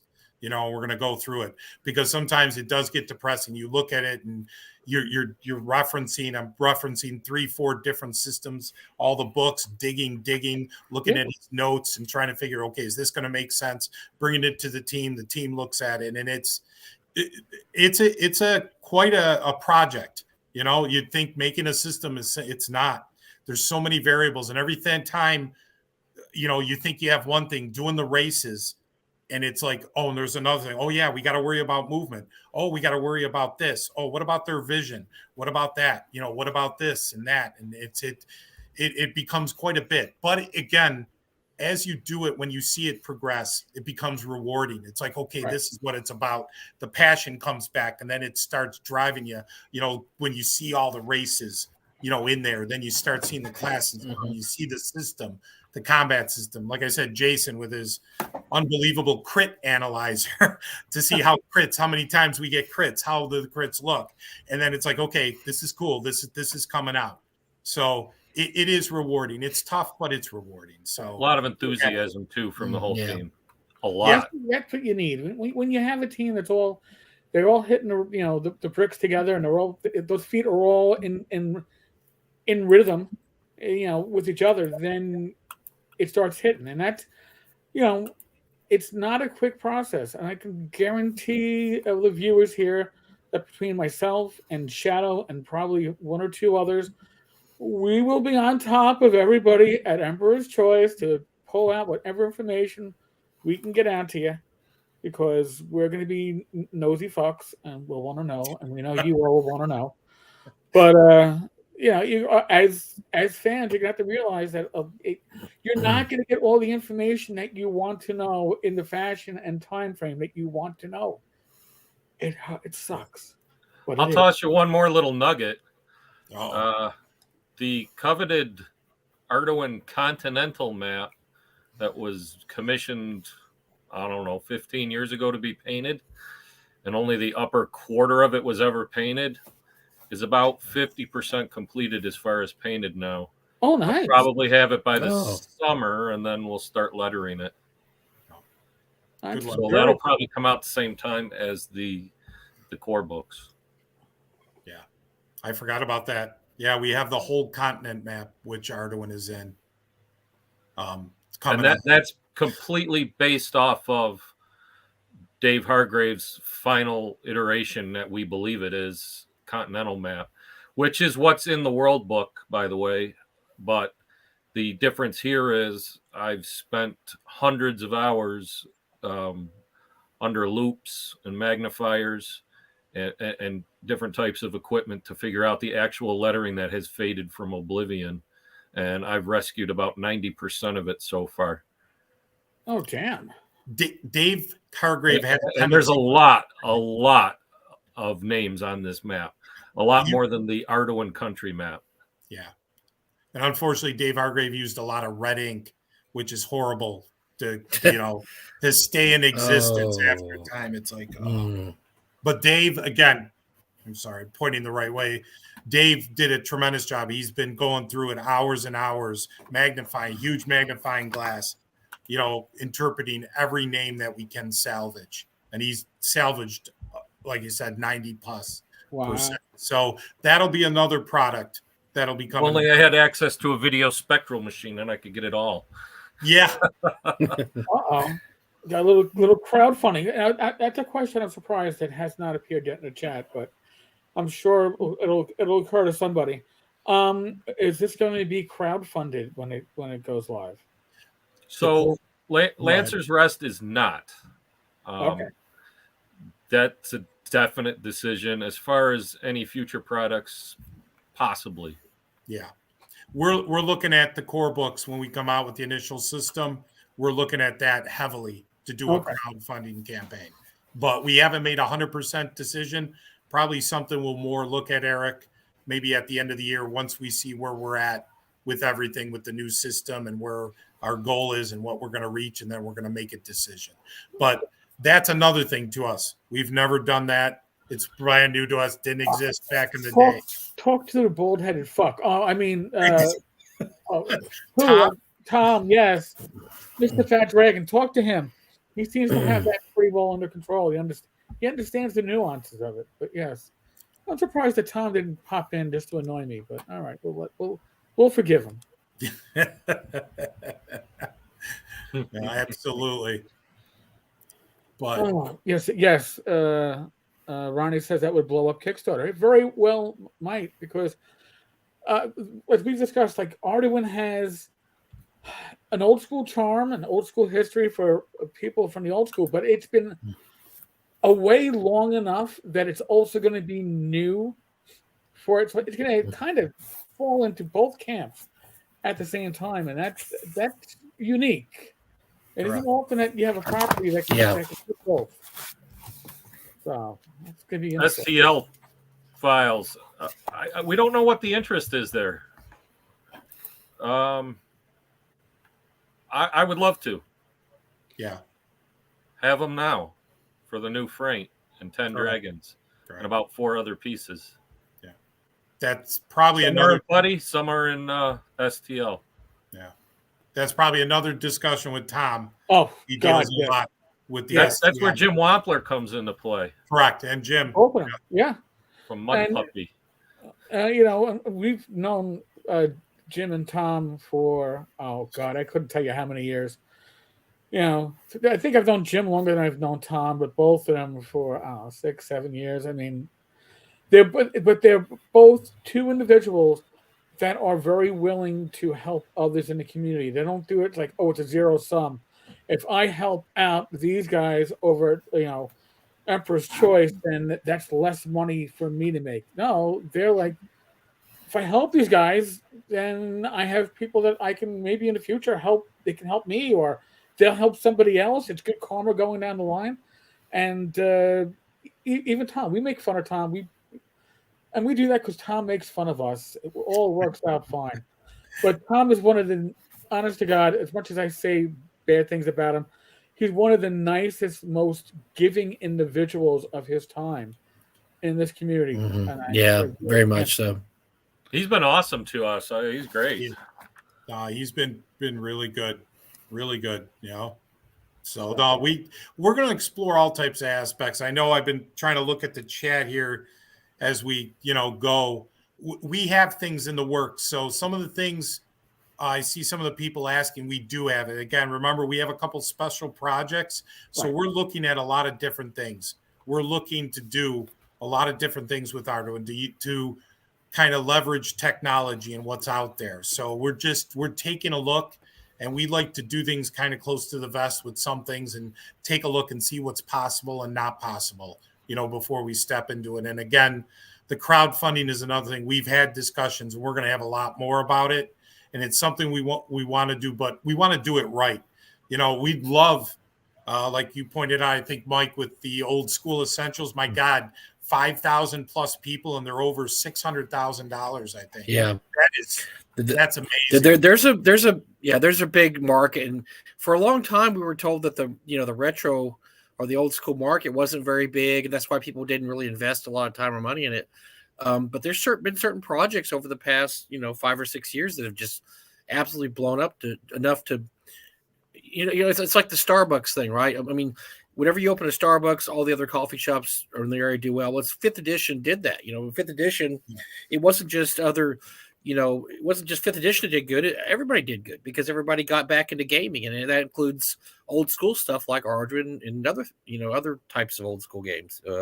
It just, the tide raised all the boats in this case. Yeah, no, absolutely. Absolutely.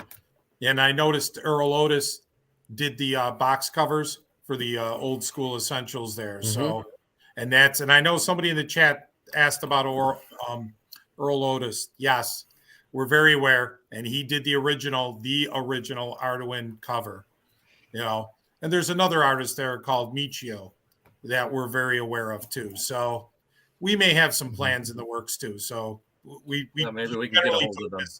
Yeah. So that's in the works too, which would be tremendous. Mm-hmm. Earl Otis, Michio, Roland Brown, Greg Espinoza. You're talking about the 4 original artists for Arduin, probably some of their starting things.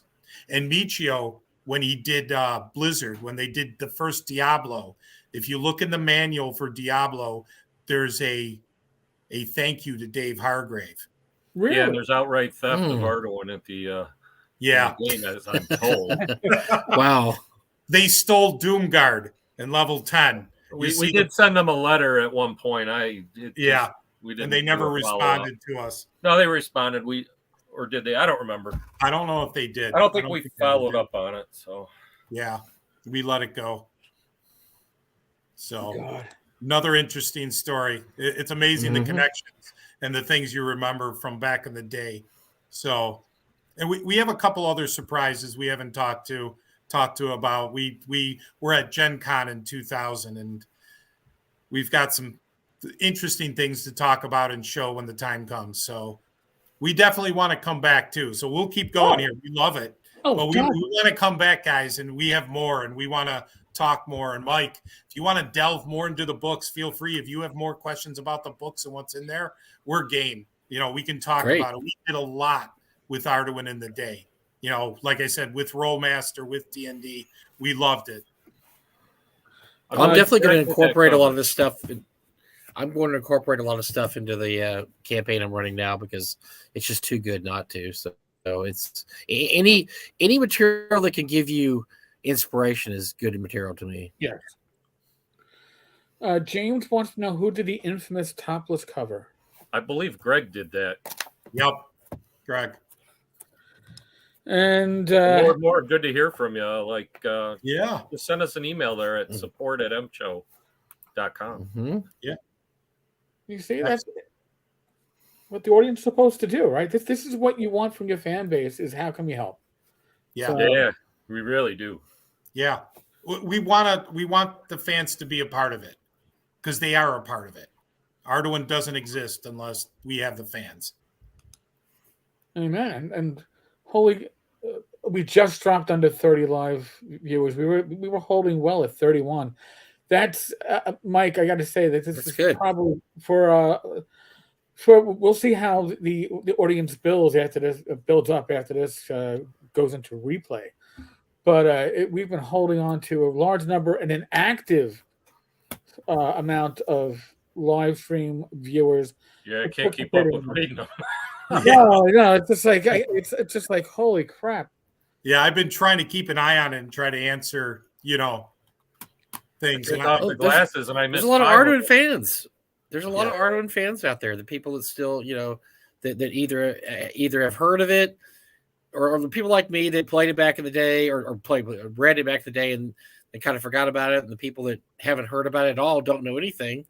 And there's people that heard about it and are just really happy to see it in print. They can actually afford it, because some of those original manuals go for quite a bit. We auction some every once in a while at North Texas, and they always go for quite a bit when one of the original modules or rule books are auctioned.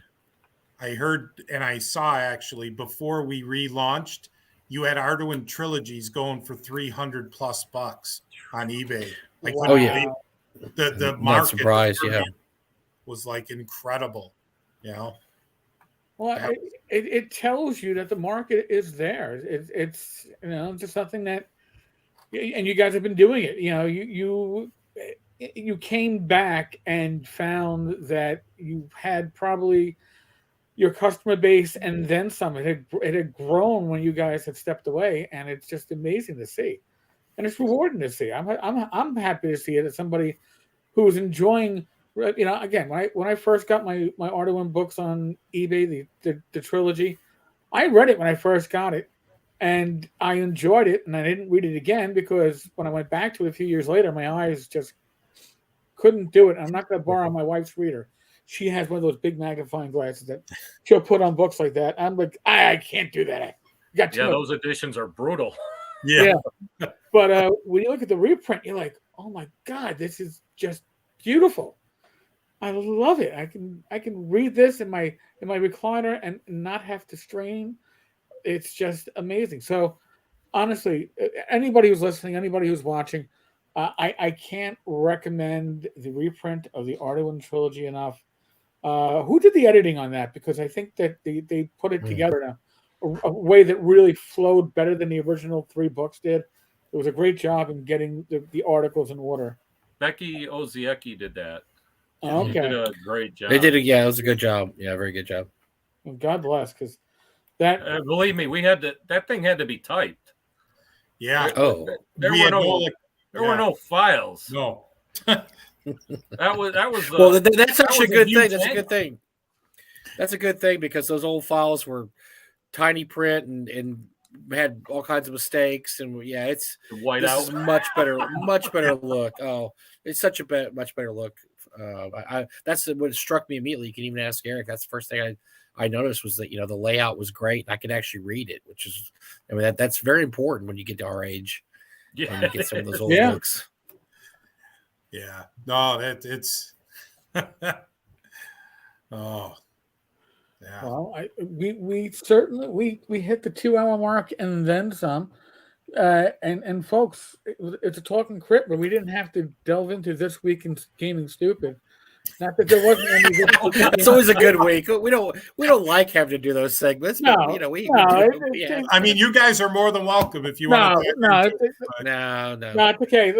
A week vacation would be nice. Right, that we would be fine. It just gives us more material for when we don't have a guest. Actually, we're pretty good with guests, though. Actually, this month, I think we're pretty well. We have next week. Do we have Ian and Rocky next week, or is that? I think we have Ian and Rocky next week. Ian and Rocky next week.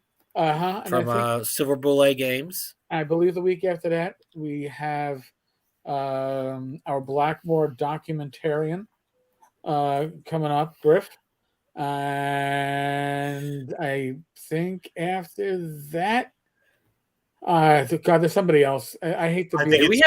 Did we get Venture? Venture, yeah. Oh man, everybody's gonna. It's going to be I don't know. They're going to hate us, Eric. They're going to hate us for giving the guy a platform, but We're pretty neutral. You just come on and talk games. We don't necessarily care. V said he's only good for about an hour before I think family responsibilities come into play. Yeah, so I didn't really. Won't be there for I'm always surprised at all the hate he gets because I'm like, yeah. I mean, save your hate for somebody that's really a miserable human being. That they can't produce actual work. No, yes, but something like that. Yes, I'm not going to name any names. I'm not going to name any names either because we're avoiding this game this week. Well, thanks guys for coming on. It's great to meet you, and I am really, very nice. I'm absolutely.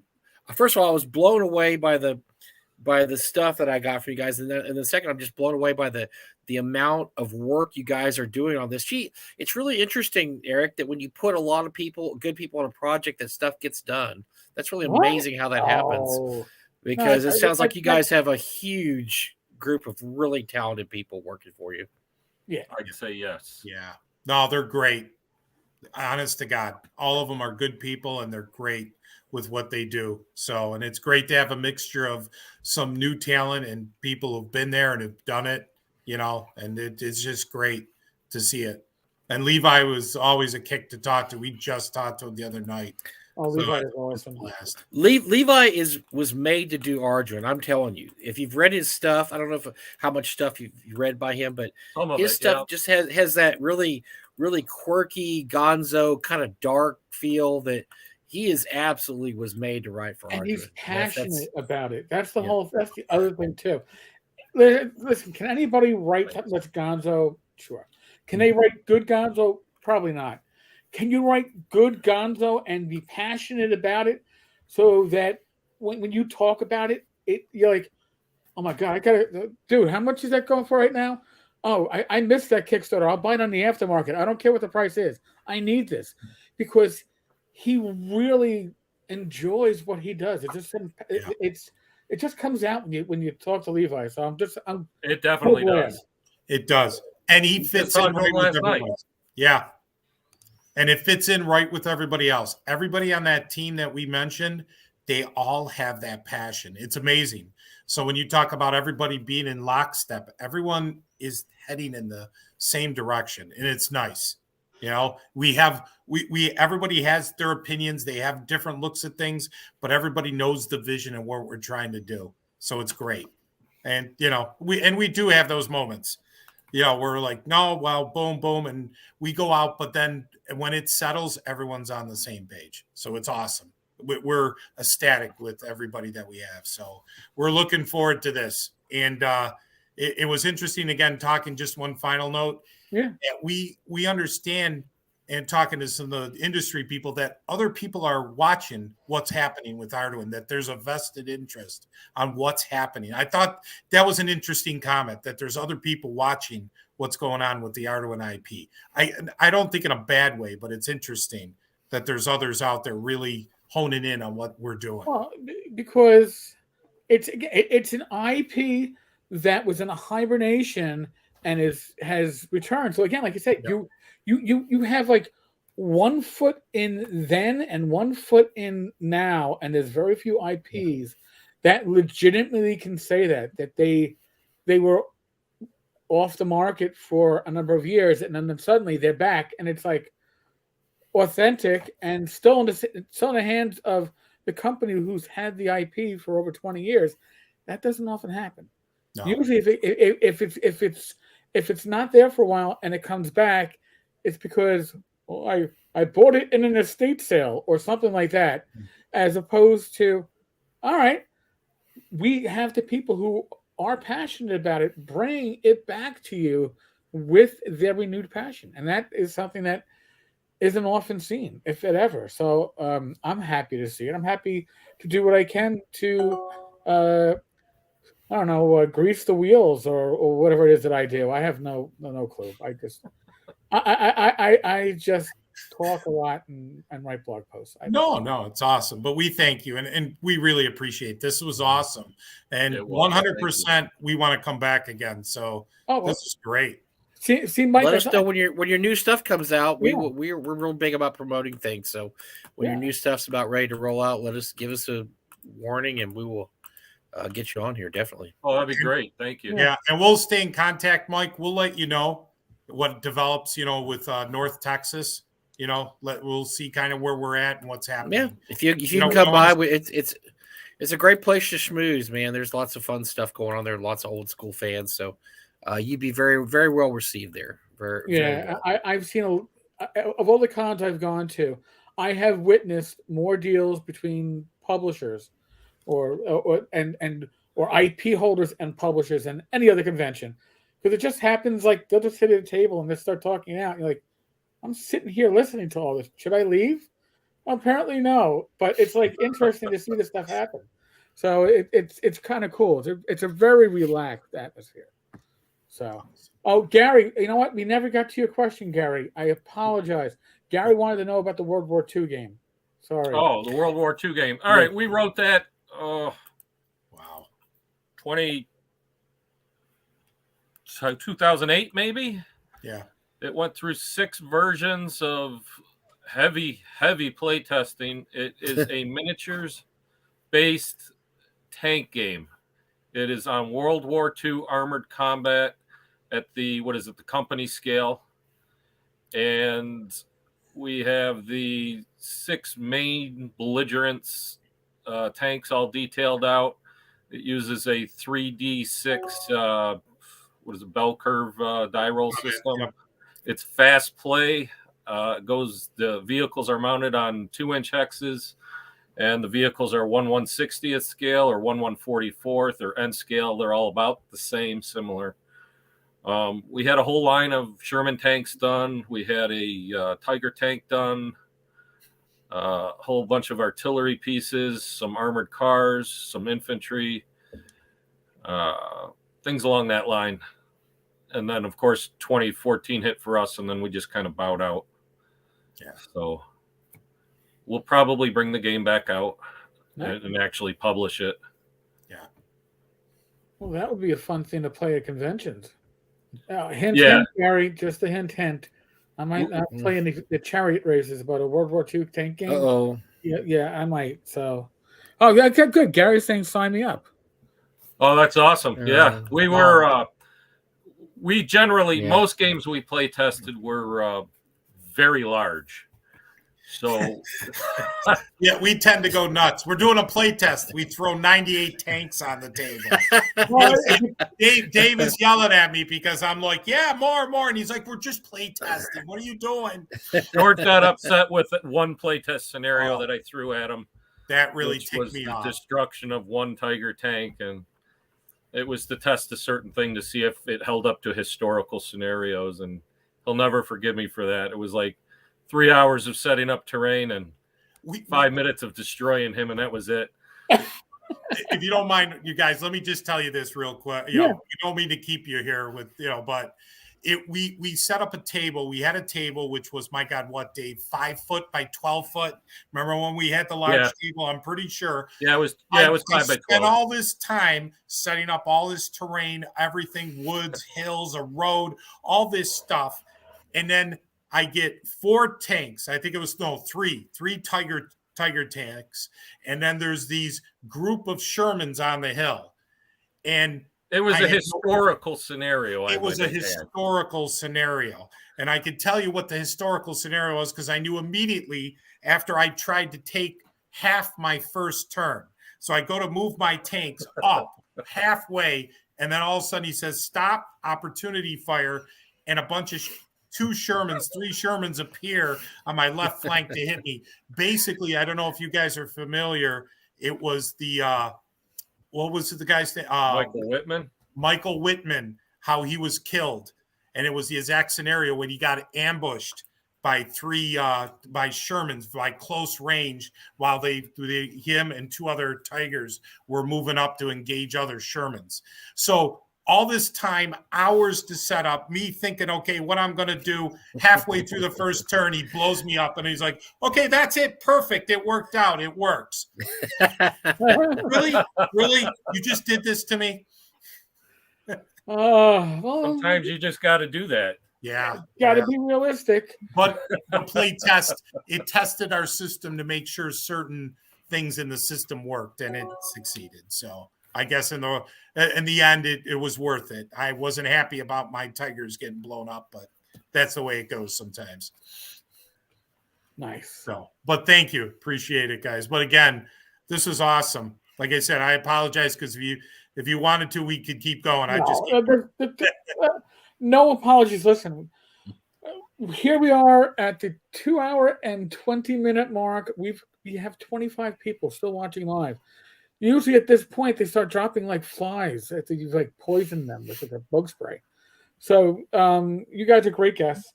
You are welcome back whenever you want or whenever the community wants. I got a feeling that they'll want you back sooner than you guys might even expect it.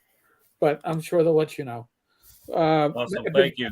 At the very least, we'll have you back when you're Oh, yeah. Should be exciting. Again, folks, you can look on the screen. It's empcho.com. They have stuff for sale. It is all awesome. Mike was showing it off before. I've been loving my reading of it. It really, Dave will get you. If you are a DM that doesn't like to improvise, Dave's stuff will make you become an improvisational DM.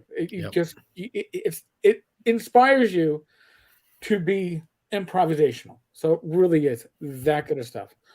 Other than that, we are about 30 or so subscribers away from hitting the mythical 1,250 subscribers. When we do, I got $250 in drive-through RPG gift certificates to go into the pot. 100 will be given away on Wednesday night live stream. Wow. About 50 and 50 will be given away on the 2 Friday night live streams. Wow. And I'll give away another 50 with Gamers Health with Rach. So we'll put out another, 250. Nice. Listen, this is your money. I said it before. This is really affiliate monies when you folks shop at the affiliate links for the tavern. So I don't. It either buys me gaming material so I can review it, or it goes out to you so you can buy gaming material and enjoy it. So it's a win-win. All right, folks. Other than that, we're still in the midst of the world of the pandemic. New York State actually has done away with its mask mandate. It was very strange to go shopping and still see 8 and 10 people wearing masks. Whatever. I don't have to, so I'm not going to. When it comes to COVID, use your common sense. That's what it really comes down to. You're all adults. I've seen the numbers for this live stream and this channel. Trust me, you're all adults. We don't even have 25-year-olds watching this. You're all 26 and older, so thank you. But common sense, please. Other than that, be safe, be well, God bless. Roll your dice, roll them well. Arduin is the word of the day. Go to mcho.com. These gentlemen will take care of your orders. They ship out insanely fast, and you'll enjoy what you get. I really can't say that enough. Yes. All right, folks. Thanks, Eric. Thanks, Mike. Thanks, Eric. Thanks, everybody. Later, everybody. Appreciate it. Thanks for the comments. Thanks, everybody. Sorry we missed a bunch. Appreciate it. Thanks, Oh, Shadow. you guys were awesome. Really.